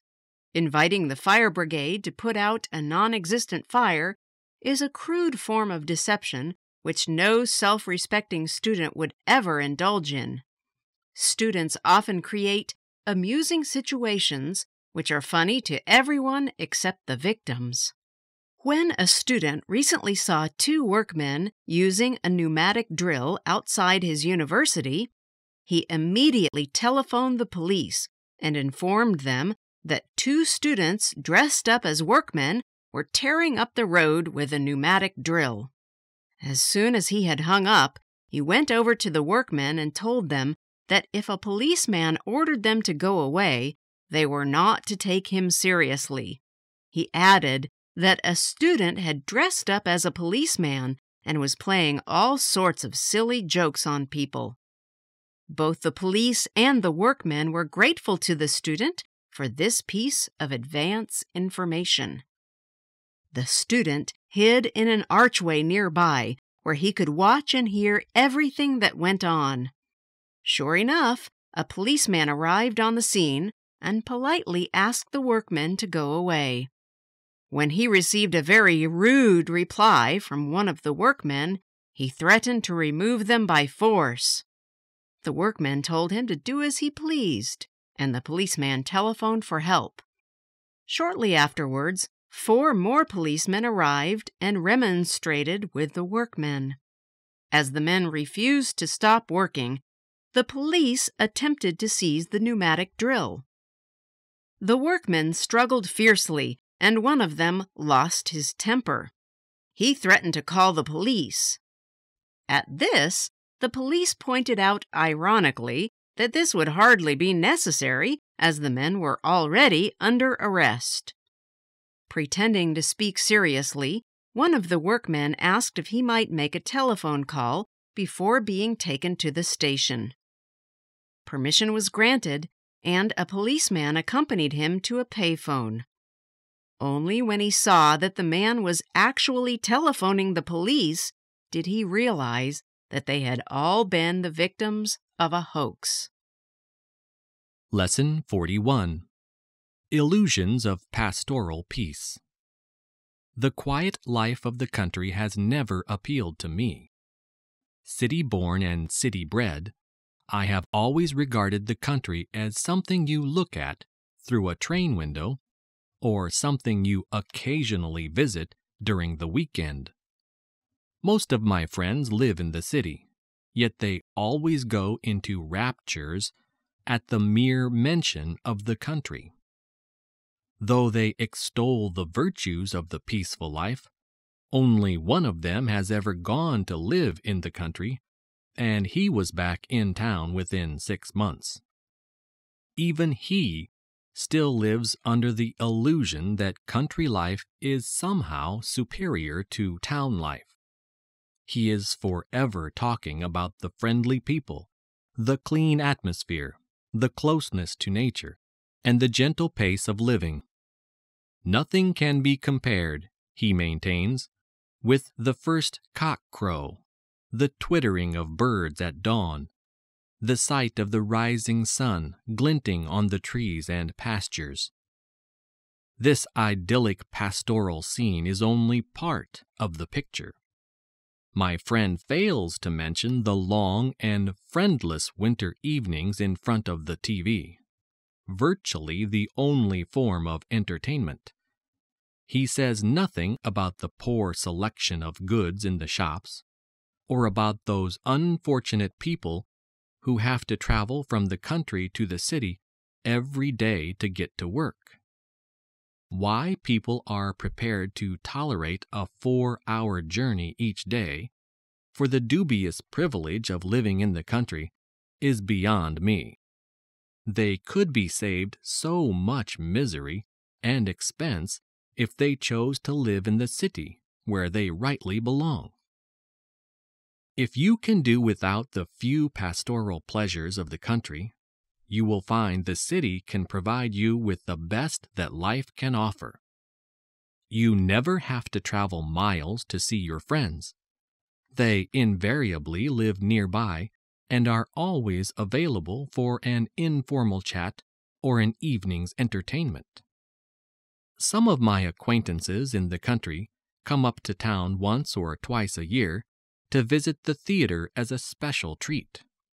For them, this is a major operation which involves considerable planning.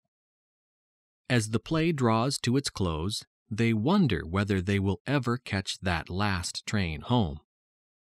The city dweller never experiences anxieties of this sort. The latest exhibitions, films, or plays are only a short bus ride away. Shopping, too, is always a pleasure. There is so much variety that you never have to make do with second best.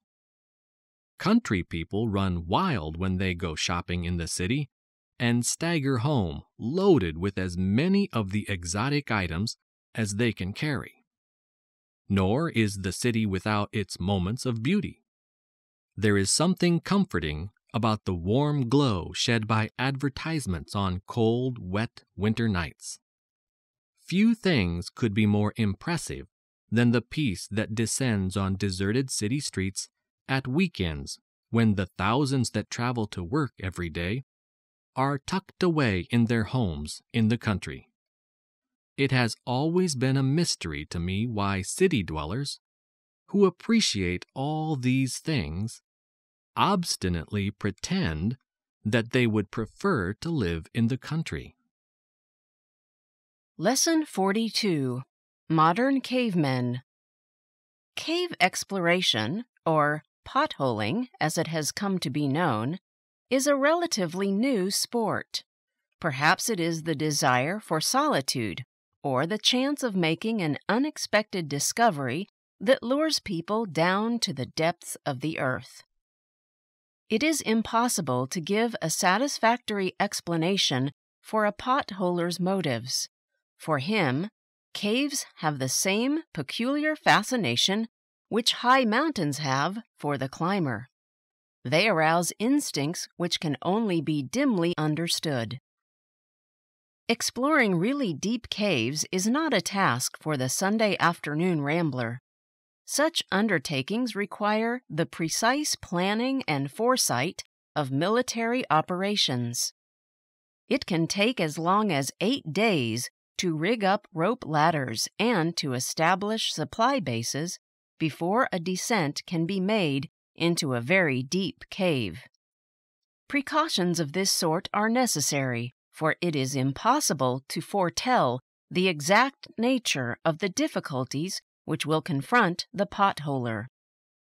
The deepest known cave in the world is the Gouffre Berger near Grenoble. It extends to a depth of 3,723 feet. This immense chasm has been formed by an underground stream which has tunneled a course through a flaw in the rocks. The entrance to the cave is on a plateau in the Dauphiné Alps.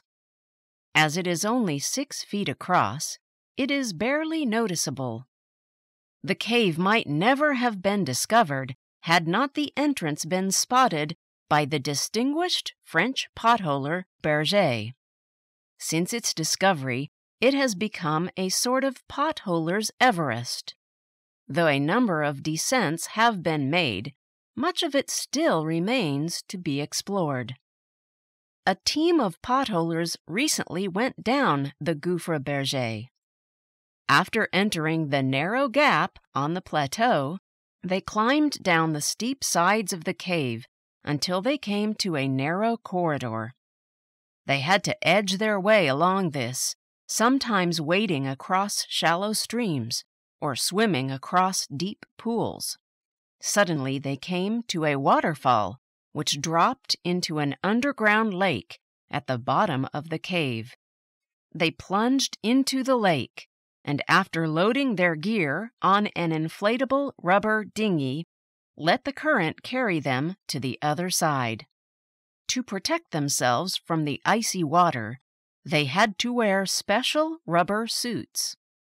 At the far end of the lake, they came to huge piles of rubble which had been washed up by the water. In this part of the cave, they could hear an insistent booming sound, which they found was caused by a small waterspout shooting down into a pool from the roof of the cave. Squeezing through a cleft in the rocks, the potholers arrived at an enormous cavern, the size of a huge concert hall. After switching on powerful arc lights, they saw great stalagmites, some of them over 40 feet high, rising up like tree trunks to meet the stalactites suspended from the roof. Round about, piles of limestone glistened in all the colors of the rainbow. In the eerie silence of the cavern, the only sound that could be heard was made by water, which dripped continuously from the high dome above them. Lesson 43. Fully insured. Insurance companies are normally willing to insure anything. Insuring public or private property, is a standard practice in most countries in the world. If, however, you were holding an open-air garden party or a fete, it would be equally possible to insure yourself in the event of bad weather. Needless to say, the bigger the risk an insurance company takes, the higher the premium you will have to pay. It is not uncommon to hear that a shipping company has made a claim for the cost of salvaging a sunken ship. But the claim made by a local authority to recover the cost of salvaging a sunken pie dish must surely be unique. Admittedly, it was an unusual pie dish, for it was 18 feet long and 6 feet wide. It had been purchased by a local authority so that an enormous pie could be baked for an annual fair.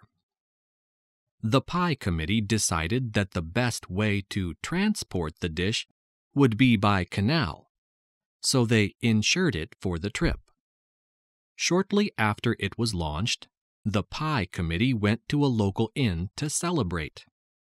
At the same time, a number of teenagers climbed onto the dish and held a little party of their own.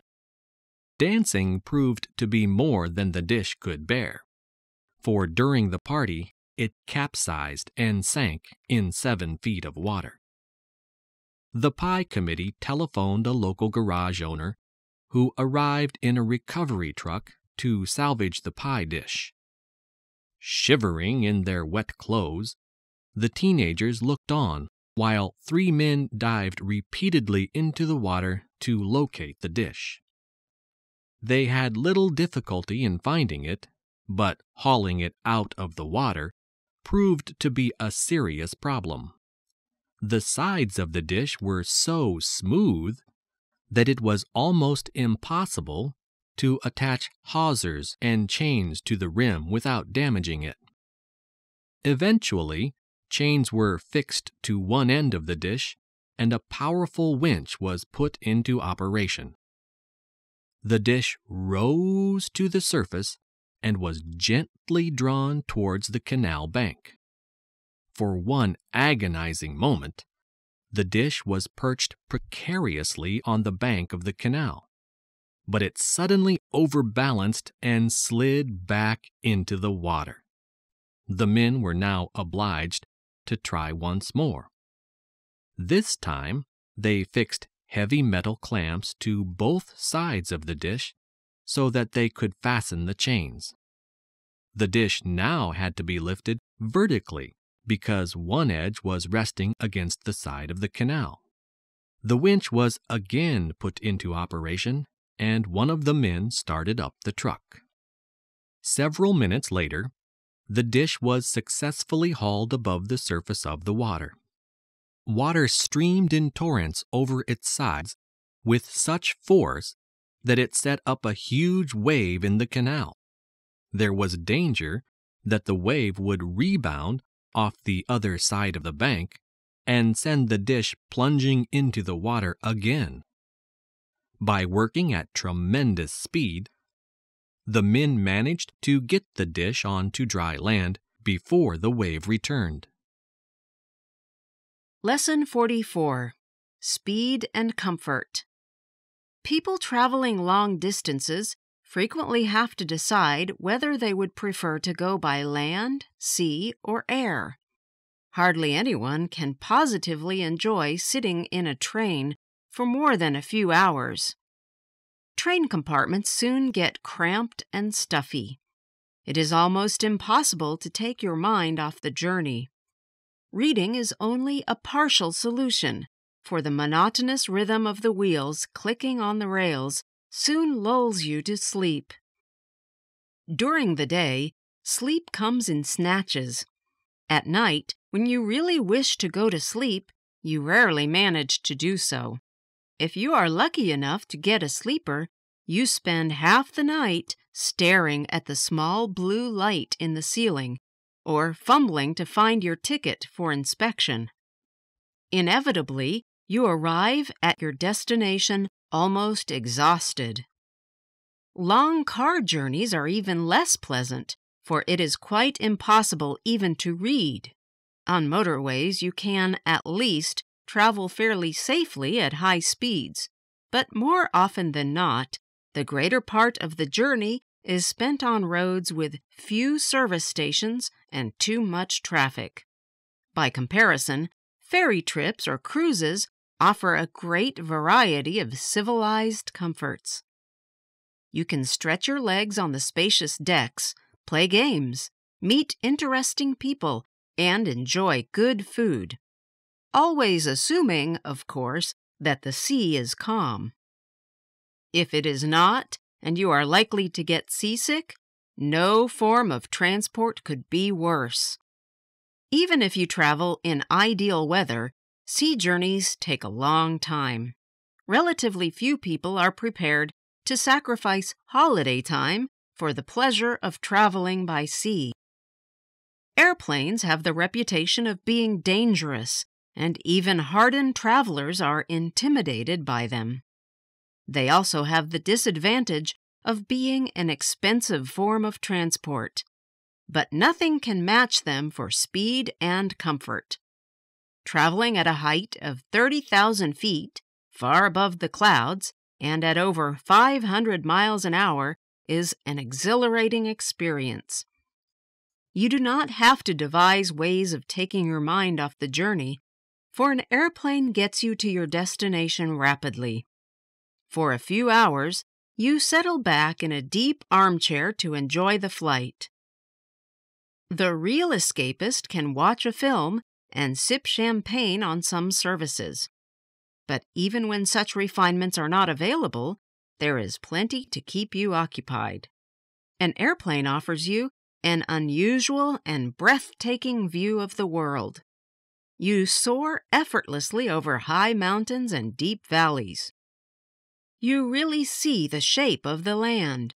If the landscape is hidden from view, you can enjoy the extraordinary sight of unbroken cloud plains that stretch out for miles before you, while the sun shines brilliantly in a clear sky. The journey is so smooth that there is nothing to prevent you from reading or sleeping. However you decide to spend your time, one thing is certain. You will arrive at your destination fresh and uncrumpled. You will not have to spend the next few days recovering from a long and arduous journey. Lesson 45. The Power of the Press. In democratic countries, any efforts to restrict the freedom of the press are rightly condemned. However, this freedom can easily be abused. Stories about people often attract far more public attention than political events. Though we may enjoy reading about the lives of others, it is extremely doubtful whether we would equally enjoy reading about ourselves. Acting on the contention that facts are sacred, reporters can cause untold suffering to individuals by publishing details about their private lives. Newspapers exert such tremendous influence that they can not only bring about major changes to the lives of ordinary people, but can even overthrow a government. The story of a poor family that acquired fame and fortune overnight dramatically illustrates the power of the press. The family lived in Aberdeen, a small town of 23,000 inhabitants in South Dakota. As the parents had 5 children, life was a perpetual struggle against poverty. They were expecting their 6th child and were faced with even more pressing economic problems. If they had only had one more child, the fact would have passed unnoticed. They would have continued to struggle against economic odds and would have lived in obscurity. But they suddenly became the parents of quintuplets, 4 girls and a boy, an event which radically changed their lives. The day after the birth of the 5 children, an airplane arrived in Aberdeen bringing 60 reporters and photographers. The rise to fame was swift. Television cameras and newspapers carried the news to everyone in the country.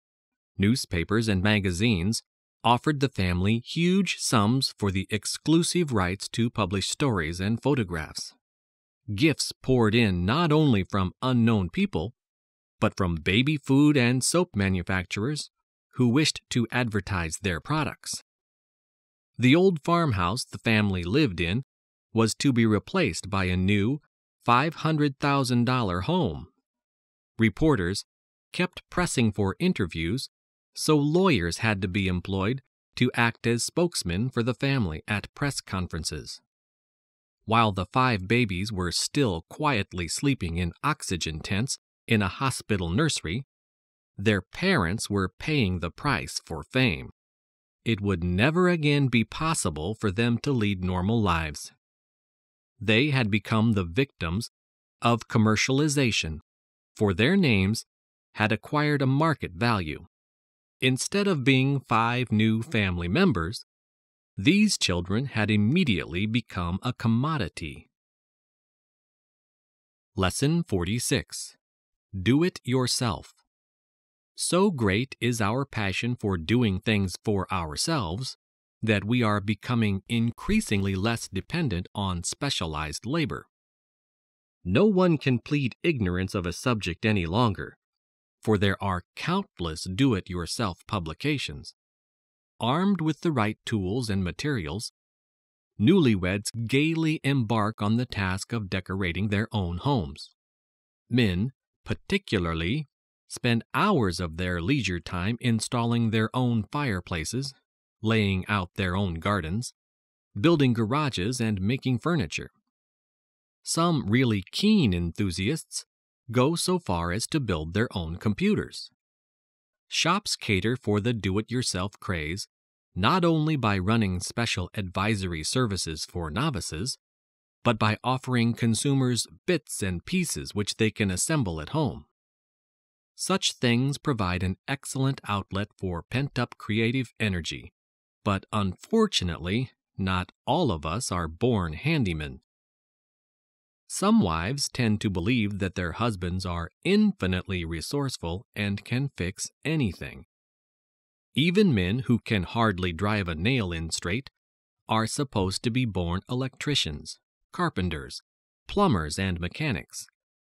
When lights fuse, furniture gets rickety, pipes get clogged, or vacuum cleaners fail to operate, some women assume that their husbands will somehow put things right. The worst thing about the do-it-yourself game is that sometimes even men live under the delusion that they can do anything, even when they have repeatedly been proved wrong. It is a question of pride as much as anything else. Last spring, my wife suggested that I call in a man to look at our lawnmower. It had broken down the previous summer, and though I promised to repair it, I had never got round to it. I would not hear of the suggestion and said that I would fix it myself. One Saturday afternoon, I hauled the machine into the garden and had a close look at it. As far as I could see, it needed only a minor adjustment, a turn of a screw here, a little tightening up there, a drop of oil, and it would be as good as new. Inevitably, the repair job was not quite so simple. The mower firmly refused to mow, so I decided to dismantle it. The garden was soon littered with chunks of metal which had once made up a lawnmower, but I was extremely pleased with myself. I had traced the cause of the trouble. One of the links in the chain that drives the wheels had snapped. After buying a new chain, I was faced with the insurmountable task of putting the confusing jigsaw puzzle together again.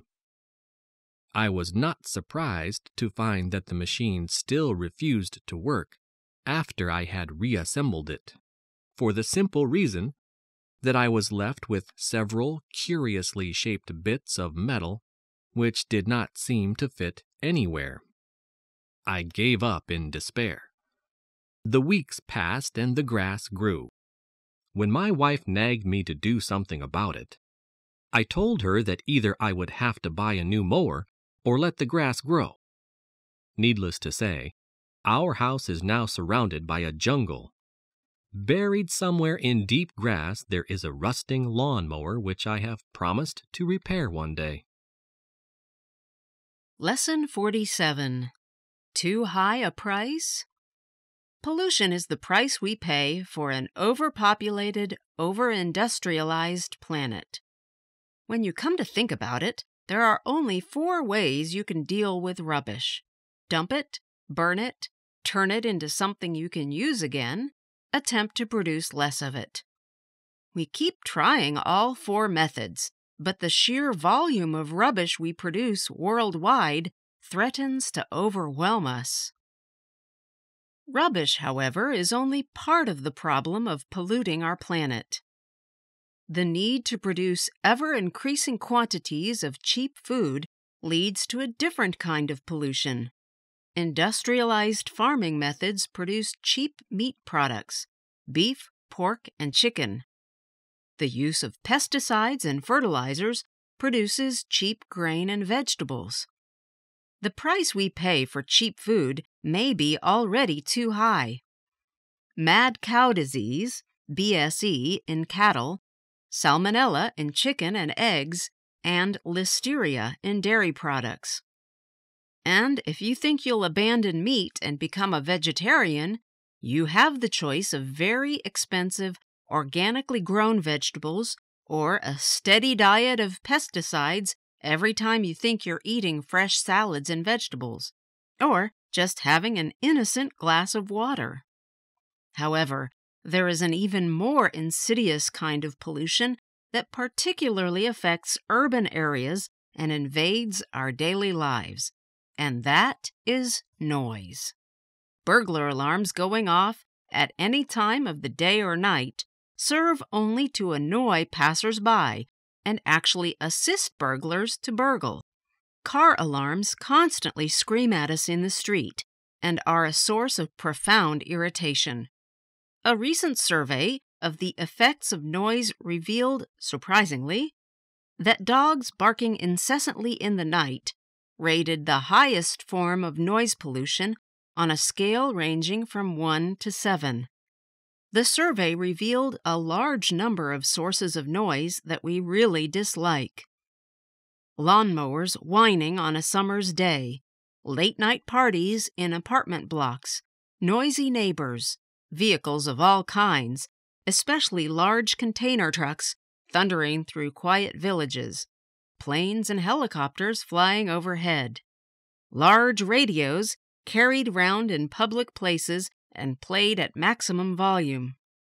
New technology has also made its own contribution to noise. A lot of people object to mobile phones, especially when they are used in public places like restaurants or on public transport.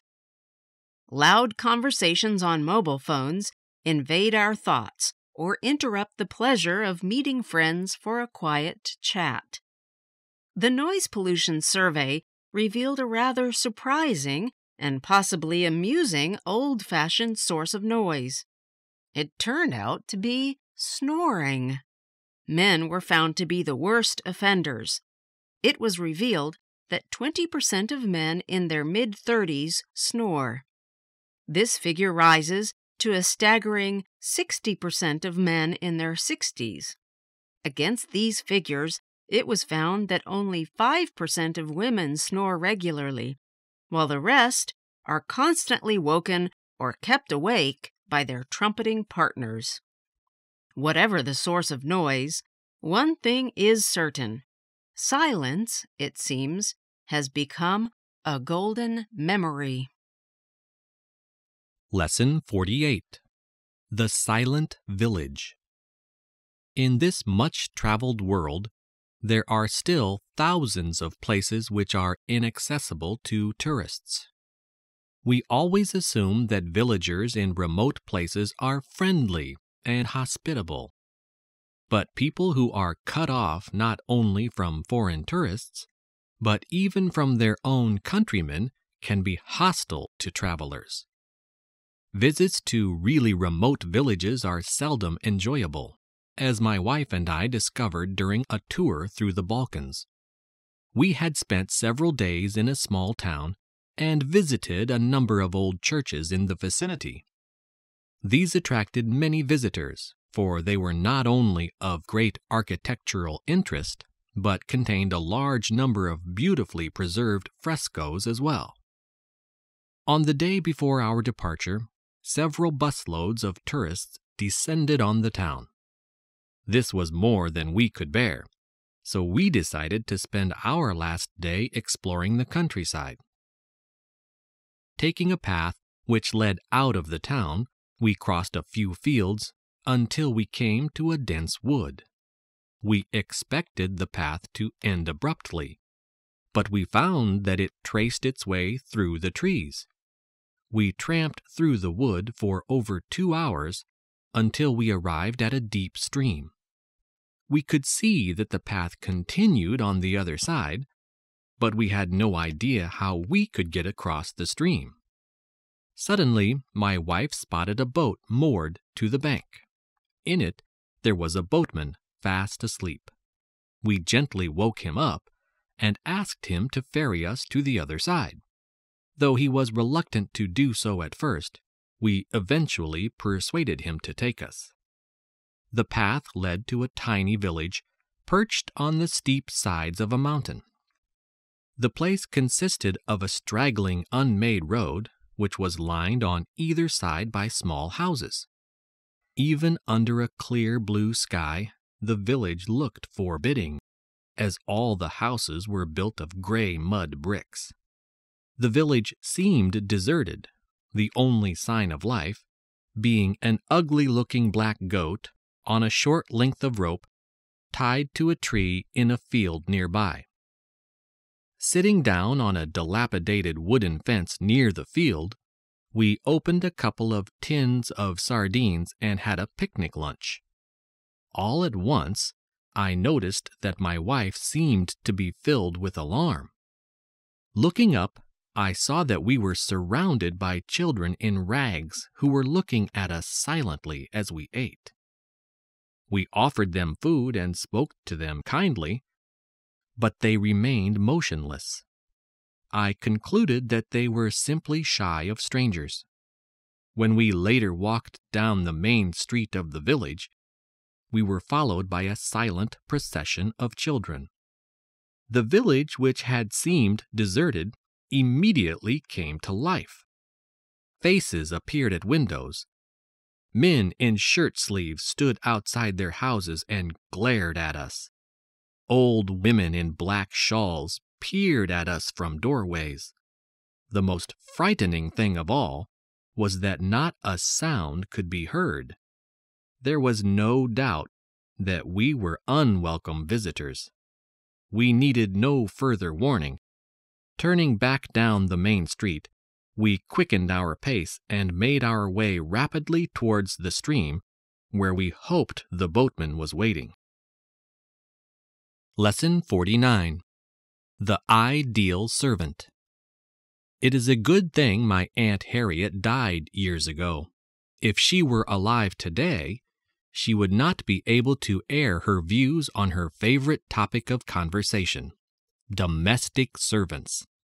Aunt Harriet lived in that leisurely age when servants were employed to do housework.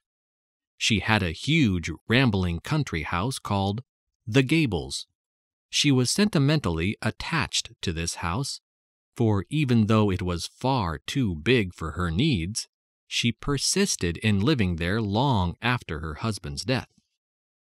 Before she grew old, Aunt Harriet used to entertain lavishly. I often visited the Gables when I was a boy. No matter how many guests were present, the great house was always immaculate. The parquet floors shone like mirrors. Highly polished silver was displayed in gleaming glass cabinets.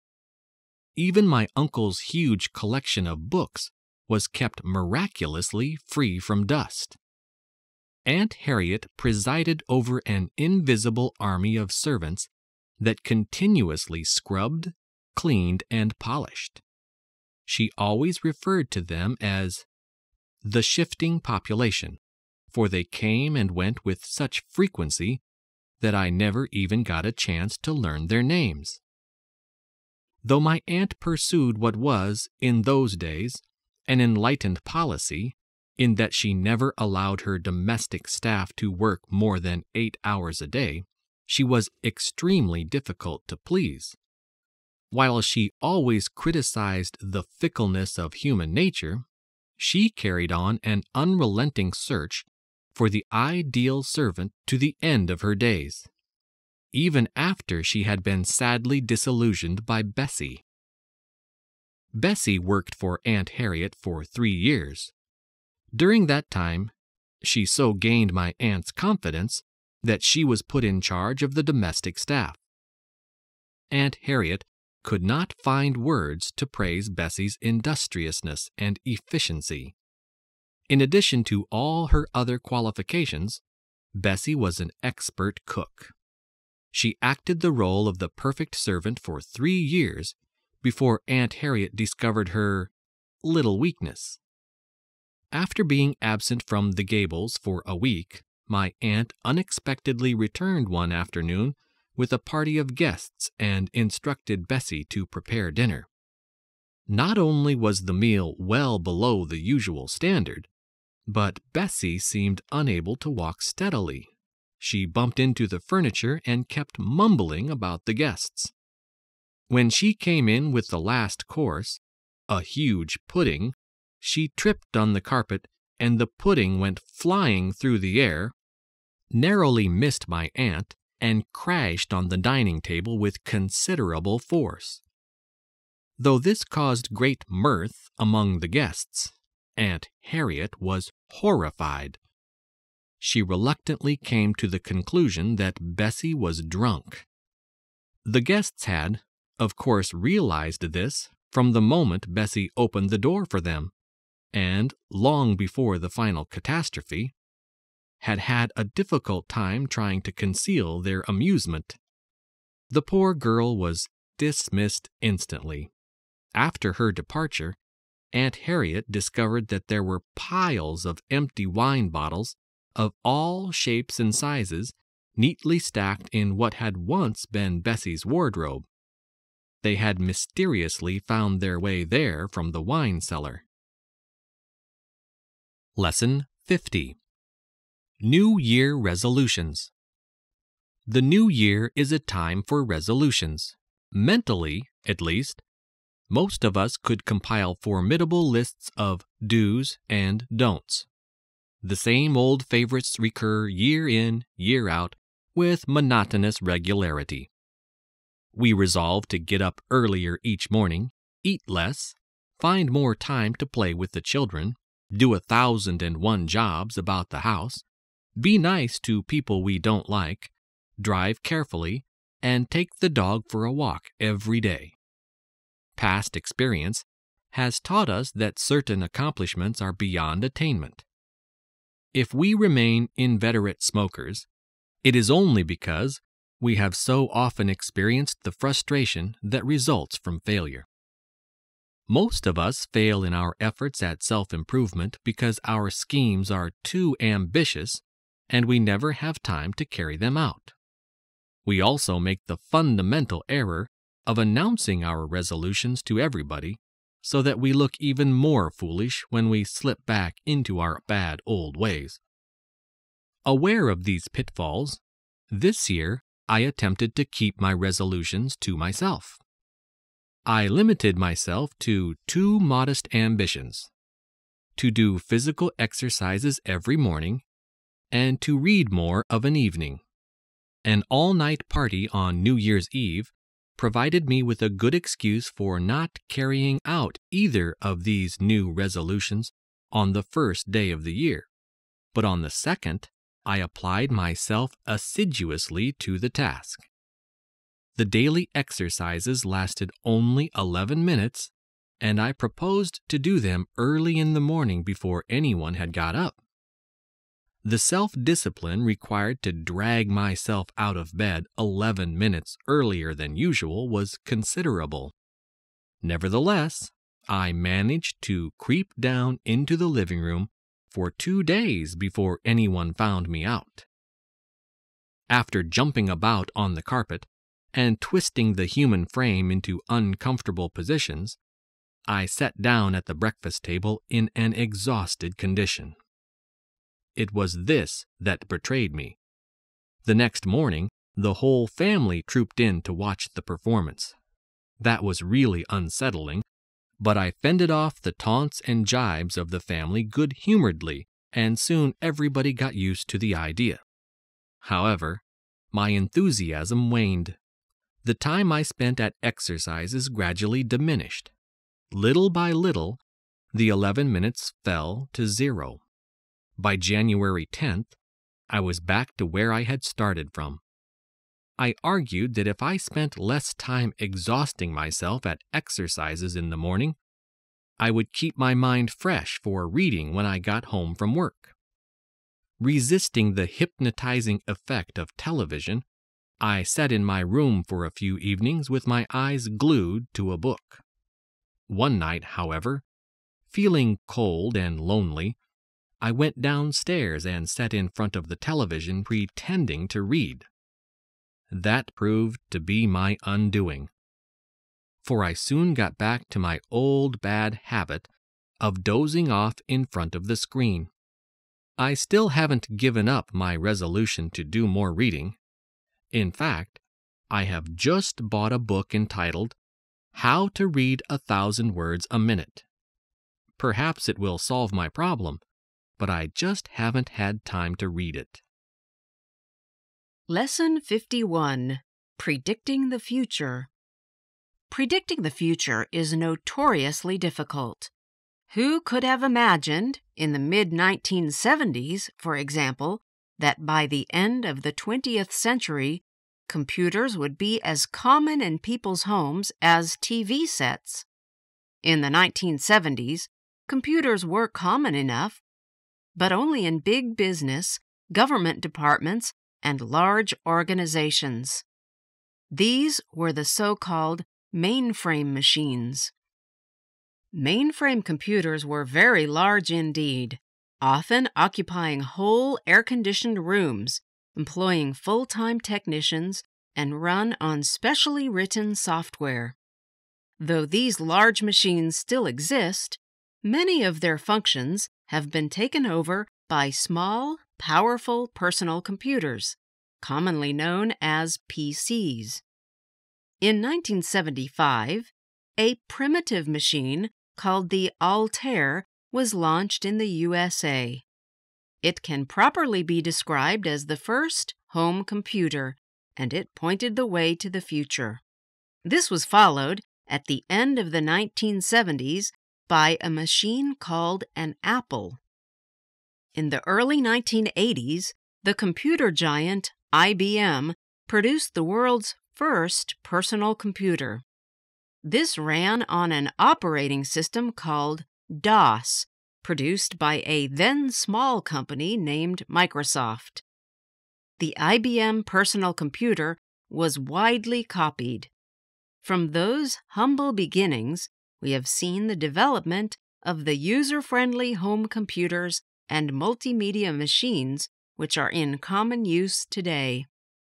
Considering how recent these developments are, it is even more remarkable that as long ago as the 1960s, an Englishman, Leon Bagrit, was able to predict some of the uses of computers which we know today.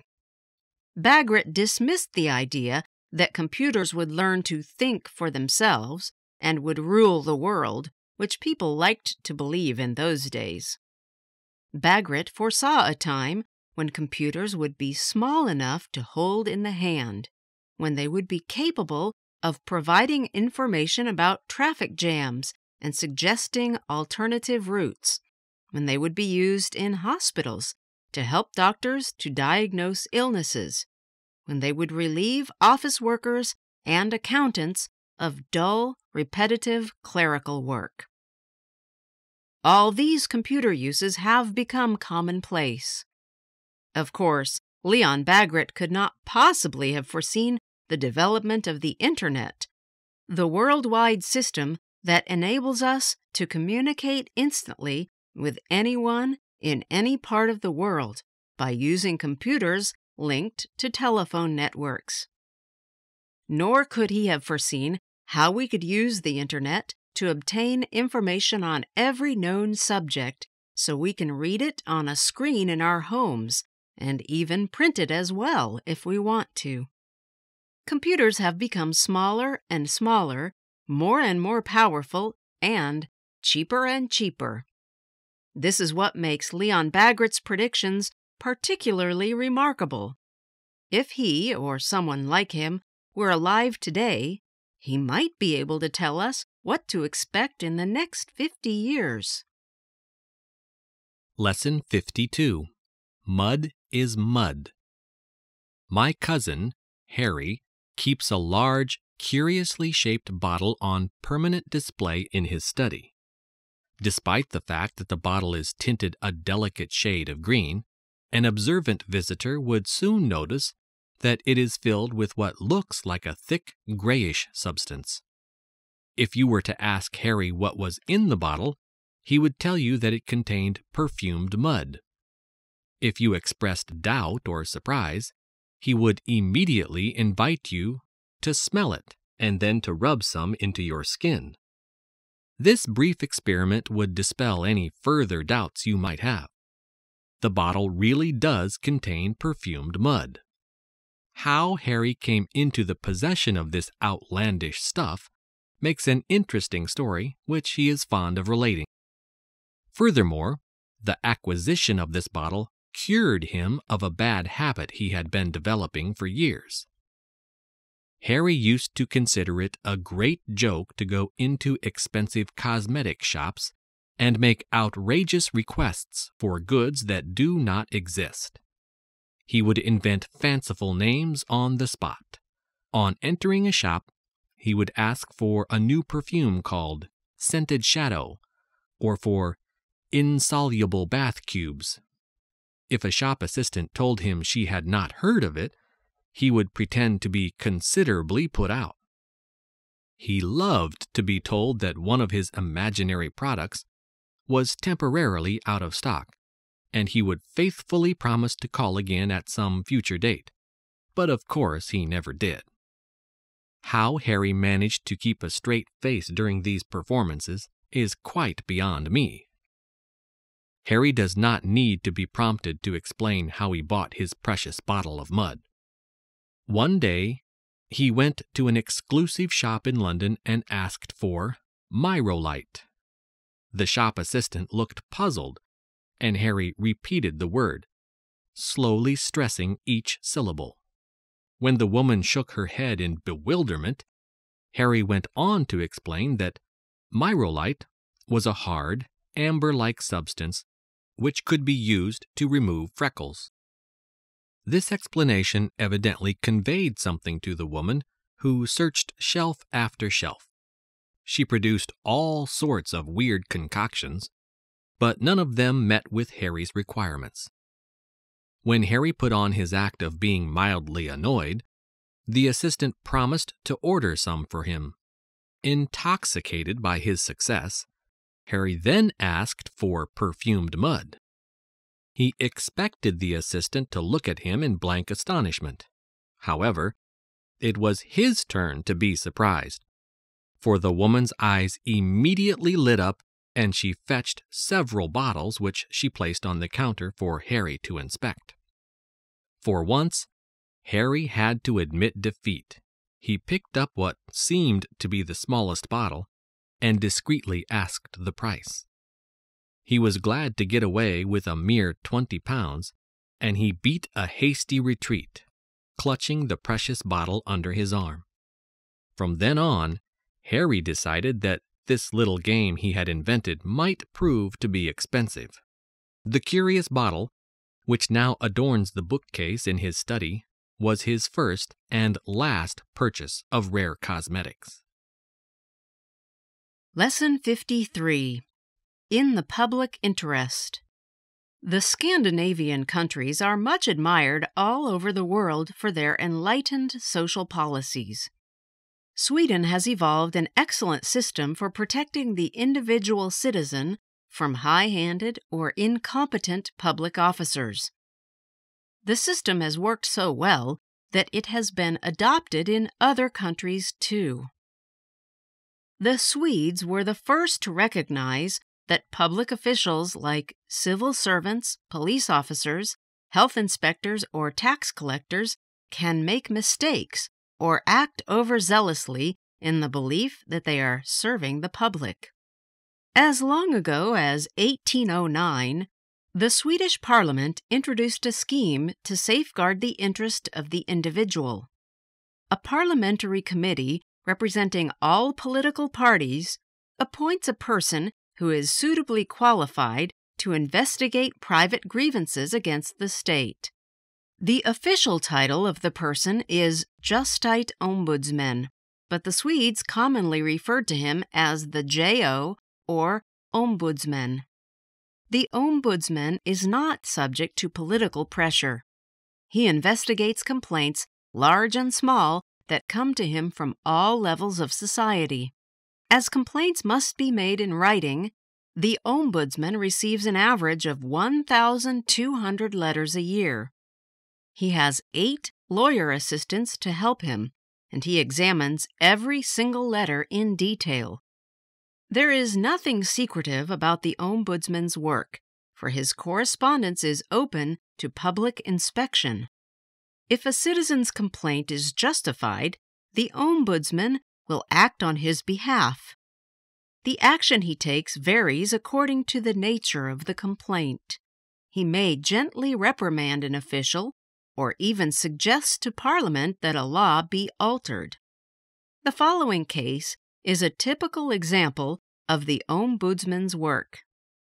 A foreigner living in a Swedish village wrote to the Ombudsman complaining that he had been ill-treated by the police simply because he was a foreigner. The Ombudsman immediately wrote to the chief of police in the district, asking him to send a record of the case. There was nothing in the record to show that the foreigner's complaint was justified, and the chief of police strongly denied the accusation. It was impossible for the Ombudsman to take action, but when he received a similar complaint from another foreigner in the same village, he immediately sent one of his lawyers to investigate the matter. The lawyer ascertained that a policeman had indeed dealt roughly with foreigners on several occasions. The fact that the policeman was prejudiced against foreigners could not be recorded in the official files. It was only possible for the Ombudsman to find this out by sending one of his representatives to check the facts. The policeman in question was severely reprimanded and was informed that if any further complaints were lodged against him, he would be prosecuted. The Ombudsman's prompt action at once put an end to an unpleasant practice which might have gone unnoticed. Lesson 54. Instinct or Cleverness. We have been brought up to fear insects. We regard them as unnecessary creatures that do more harm than good. We continually wage war on them, for they contaminate our food, carry diseases, or devour our crops. They sting or bite without provocation. They fly uninvited into our rooms on summer nights, or beat against our lighted windows. We live in dread not only of unpleasant insects like spiders or wasps, but of quite harmless ones like moths. Reading about them increases our understanding without dispelling our fears. Knowing that the industrious ant lives in a highly organized society does nothing to prevent us from being filled with revulsion when we find hordes of them crawling over a carefully prepared picnic lunch. No matter how much we like honey, or how much we have read about the uncanny sense of direction which bees possess, we have a horror of being stung. Most of our fears are unreasonable, but they are impossible to erase. At the same time, however, insects are strangely fascinating. We enjoy reading about them, especially when we find that, like the praying mantis, they lead perfectly horrible lives. We enjoy staring at them, entranced as they go about their business, unaware, we hope, of our presence. Who has not stood in awe at the sight of a spider pouncing on a fly, or a column of ants triumphantly bearing home an enormous dead beetle? Last summer, I spent days in the garden watching thousands of ants crawling up the trunk of my prize peach tree. The tree has grown against a warm wall on a sheltered side of the house. I am especially proud of it, not only because it has survived several severe winters, but because it occasionally produces luscious peaches. During the summer, I noticed that the leaves of the tree were beginning to wither. Clusters of tiny insects called aphids were to be found on the underside of the leaves. They were visited by a large colony of ants, which obtained a sort of honey from them. I immediately embarked on an experiment which, even though it failed to get rid of the ants, kept me fascinated for 24 hours. I bound the base of the tree with sticky tape, making it impossible for the ants to reach the aphids. The tape was so sticky that they did not dare to cross it. For a long time, I watched them scurrying around the base of the tree in bewilderment. I even went out at midnight with a torch and noted with satisfaction and surprise that the ants were still swarming around the sticky tape without being able to do anything about it.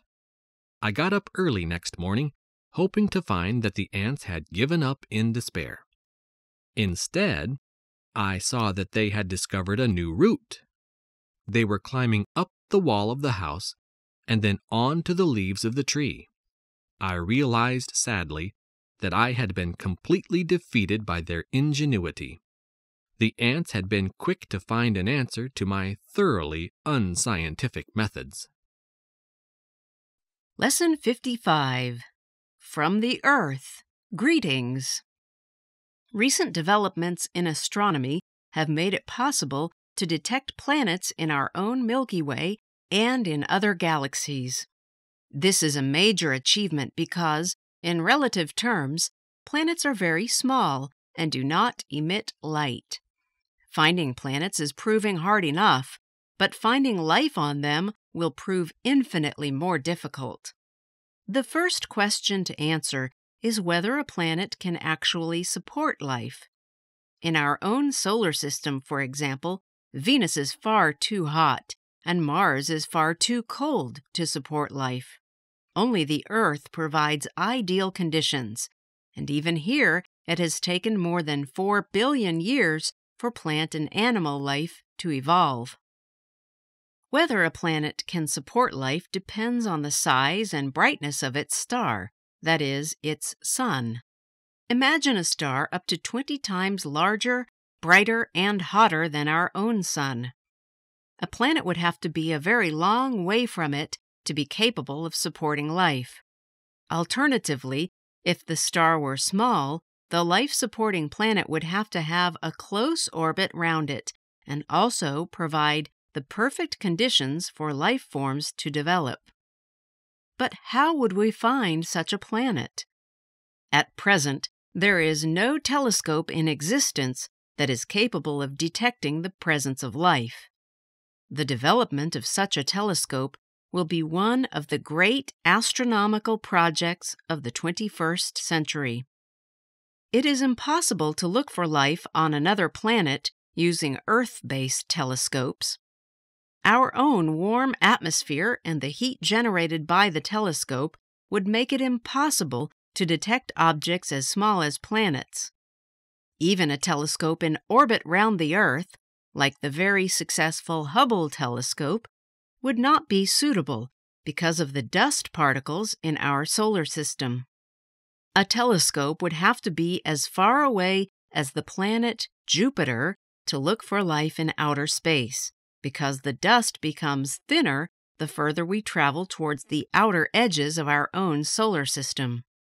Once we detect a planet, we would have to find a way of blotting out the light from its star so that we would be able to see the planet properly and analyze its atmosphere. In the first instance, we would be looking for plant life rather than little green men. The life forms most likely to develop on a planet would be bacteria.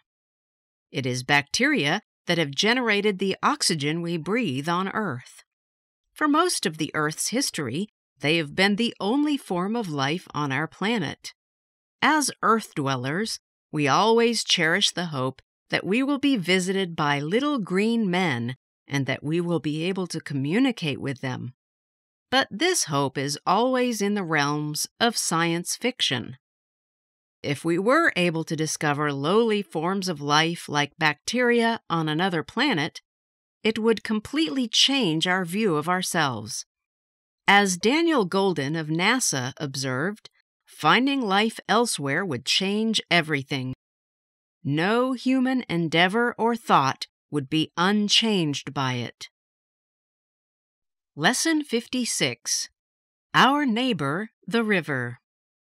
The river, which forms the eastern boundary of our farm, has always played an important part in our lives. Without it, we could not make a living. There is only enough spring water to supply the needs of the house, so we have to pump from the river for farm use. We tell the river all our secrets. We know instinctively, just as beekeepers with their bees, that misfortune might overtake us if the important events of our lives were not related to it. We have special river birthday parties in the summer. Sometimes we go upstream to a favorite backwater. Sometimes we have our party at the boathouse, which a predecessor of ours at the farm built in the meadow hard by the deepest pool for swimming and diving. In a heat wave, we choose a midnight birthday party, and that is the most exciting of all. We welcome the seasons by the riverside, crowning the youngest girl with flowers in the spring, holding a summer festival on Midsummer Eve, giving thanks for the harvest in the autumn, and throwing a holly wreath into the current in the winter. After a long period of rain, the river may overflow its banks. This is a rare occurrence, as our climate seldom goes to extremes. We are lucky in that only the lower fields, which make up a very small proportion of our farm, are affected by flooding, but other farms are less favorably sited, and flooding can sometimes spell disaster for their owners. One bad winter, we watched the river creep up the lower meadows. All the cattle had been moved into stalls, and we stood to lose little. We were, however, worried about our nearest neighbors, whose farm was low-lying, and who were newcomers to the district. As the floods had put the telephone out of order, we could not find out how they were managing. From an attic window, we could get a sweeping view of the river where their land joined ours, and at the most critical juncture, we took turns in watching that point. The first sign of disaster was a dead sheep floating down. Next came a horse, swimming bravely, but we were afraid that the strength of the current would prevent its landing anywhere before it became exhausted. Suddenly, a raft appeared, looking rather like Noah's Ark, carrying the whole family, a few hens, the dogs, a cat, and a bird in a cage. We realized that they must have become unduly frightened by the rising flood, for their house, which had sound foundations, would have stood stoutly even if it had been almost submerged. The men of our family waded down through our flooded meadows with boat hooks in the hope of being able to grapple a corner of the raft and pull it out of the current towards our bank. We still think it a miracle that they were able to do so. Lesson 57. Back in the old country. I stopped to let the car cool off and to study the map. I had expected to be near my objective by now, but everything still seemed alien to me. I was only 5 when my father had taken me abroad, and that was 18 years ago. When my mother had died after a tragic accident, he did not quickly recover from the shock and loneliness. Everything around him was full of her presence, continually reopening the wound. So he decided to emigrate.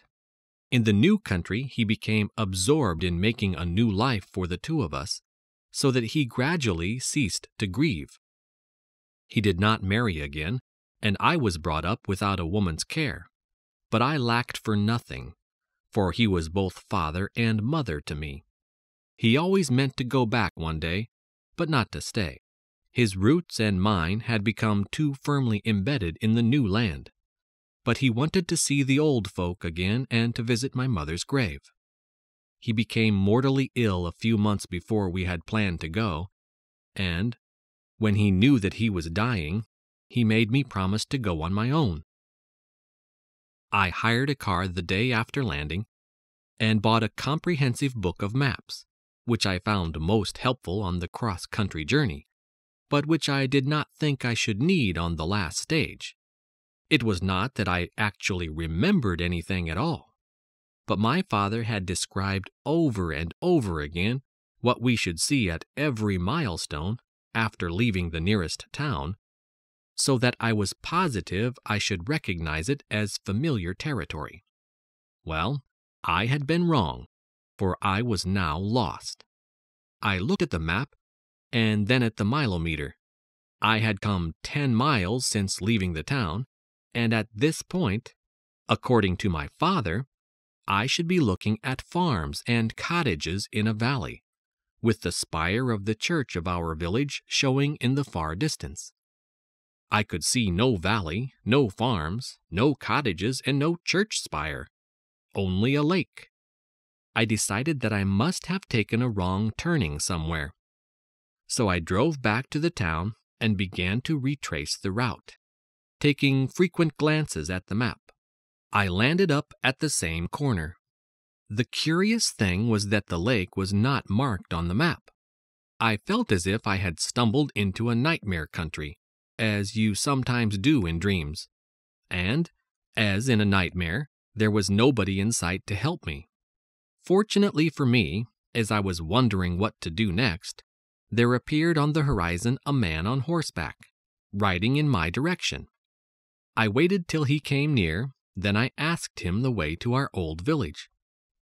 He said that there was now no village. I thought he must have misunderstood me, so I repeated its name.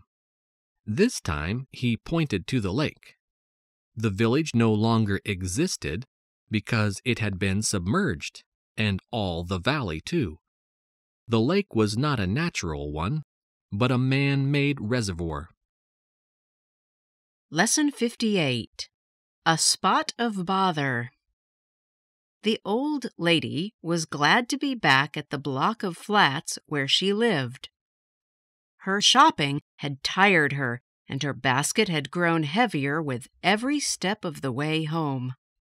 In the lift, her thoughts were on lunch and a good rest, but when she got out at her own floor, both were forgotten in her sudden discovery that her front door was open.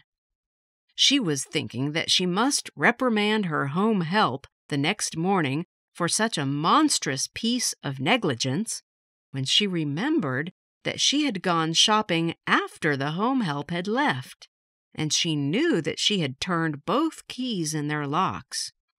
She walked slowly into the hall and at once noticed that all the room doors were open. Yet, following her regular practice, she had shut them before going out. Looking into the drawing room, she saw a scene of confusion over by her writing desk. It was as clear as daylight then that burglars had forced an entry during her absence. Her first impulse was to go round all the rooms looking for the thieves, but then she decided that at her age it might be more prudent to have someone with her, so she went to fetch the porter from his basement. By this time her legs were beginning to tremble, so she sat down and accepted a cup of very strong tea while he telephoned the police. Then, her composure regained, she was ready to set off with the porter's assistance to search for any intruders who might still be lurking in her flat. They went through the rooms, being careful to touch nothing, as they did not want to hinder the police in their search for fingerprints. The chaos was inconceivable. She had lived in the flat for 30 years and was a veritable magpie at hoarding, and it seemed as though everything she possessed had been tossed out and turned over and over. At least sorting out the things she should have discarded years ago was now being made easier for her. Then a police inspector arrived with a constable, and she told them of her discovery of the ransacked flat. The inspector began to look for fingerprints, while the constable checked that the front door locks had not been forced, thereby proving that the burglars had either used skeleton keys or entered over the balcony. There was no trace of fingerprints, but the inspector found a dirty red bundle that contained jewelry which the old lady said was not hers. So their entry into this flat was apparently not the burglars' first job that day, and they must have been disturbed. The inspector then asked the old lady to try to check what was missing by the next day, and advised her not to stay alone in the flat for a few nights. The old lady thought he was a fussy creature, but since the porter agreed with him, she rang up her daughter and asked for her help in what she described as a little spot of bother. Lesson 59. Collecting. People tend to amass possessions, sometimes without being aware of doing so. Indeed, they can have a delightful surprise when they find something useful which they did not know they owned. Those who never have to move house become indiscriminate collectors of what can only be described as clutter. They leave unwanted objects in drawers, cupboards, and attics for years in the belief that they may one day need just those very things.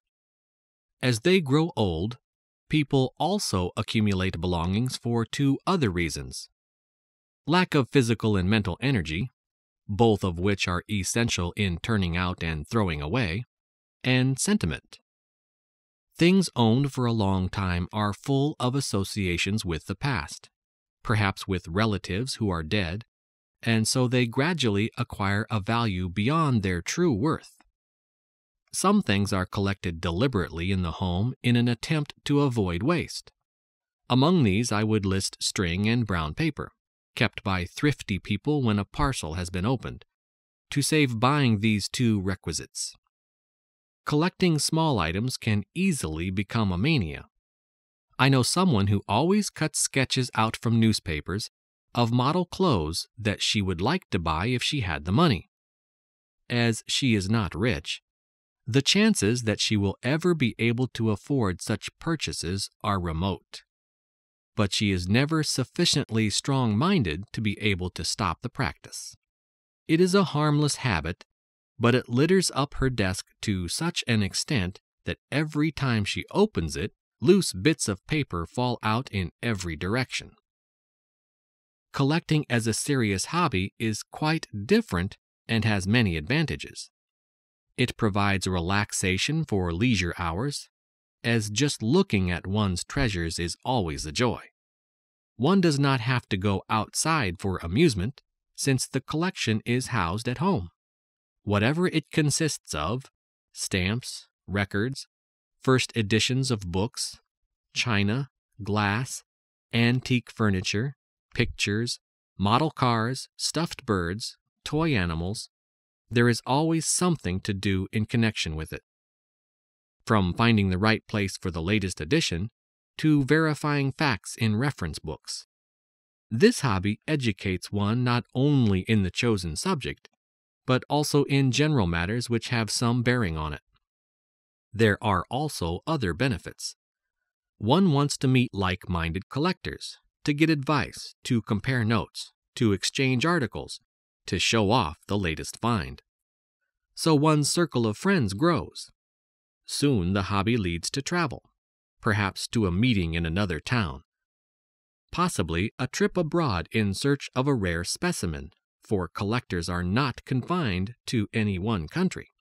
Over the years, one may well become an authority on one's hobby and will very probably be asked to give informal talks to little gatherings and then, if successful, to larger audiences.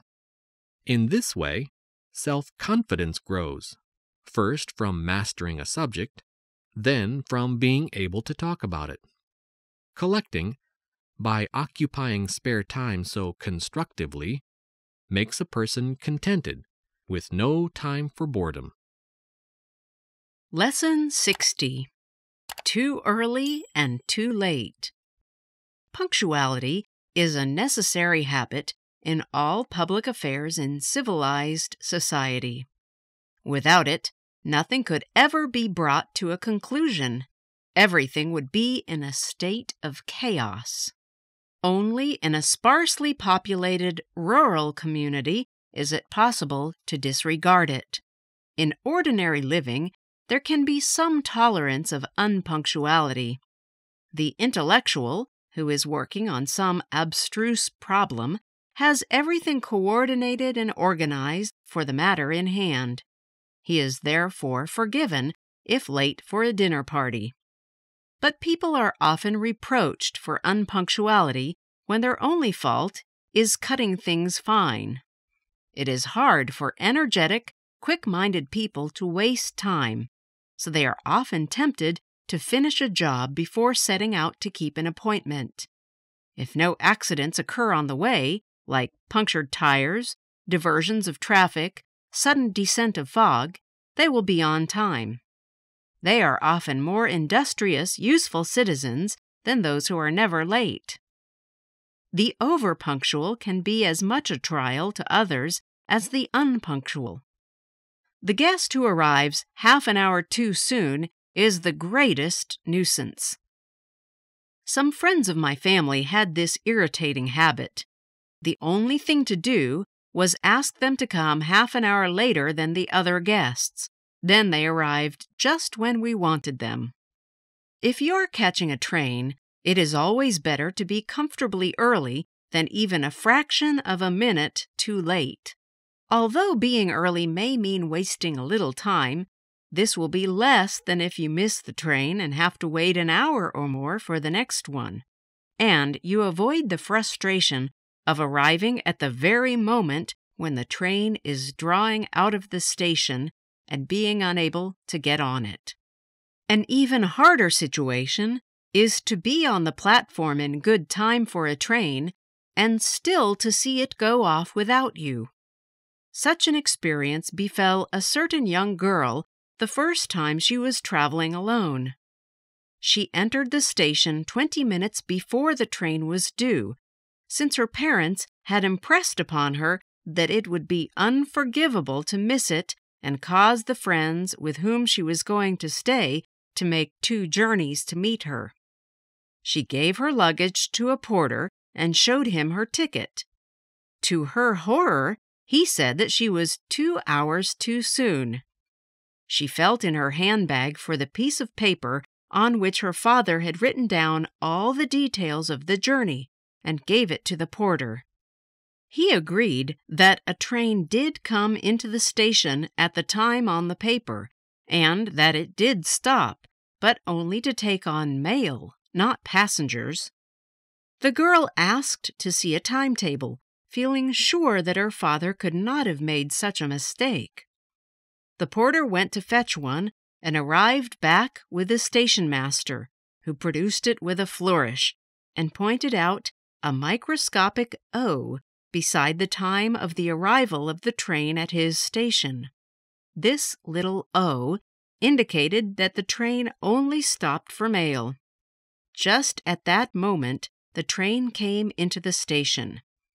The girl, tears streaming down her face, begged to be allowed to slip into the guard's van, but the station master was adamant.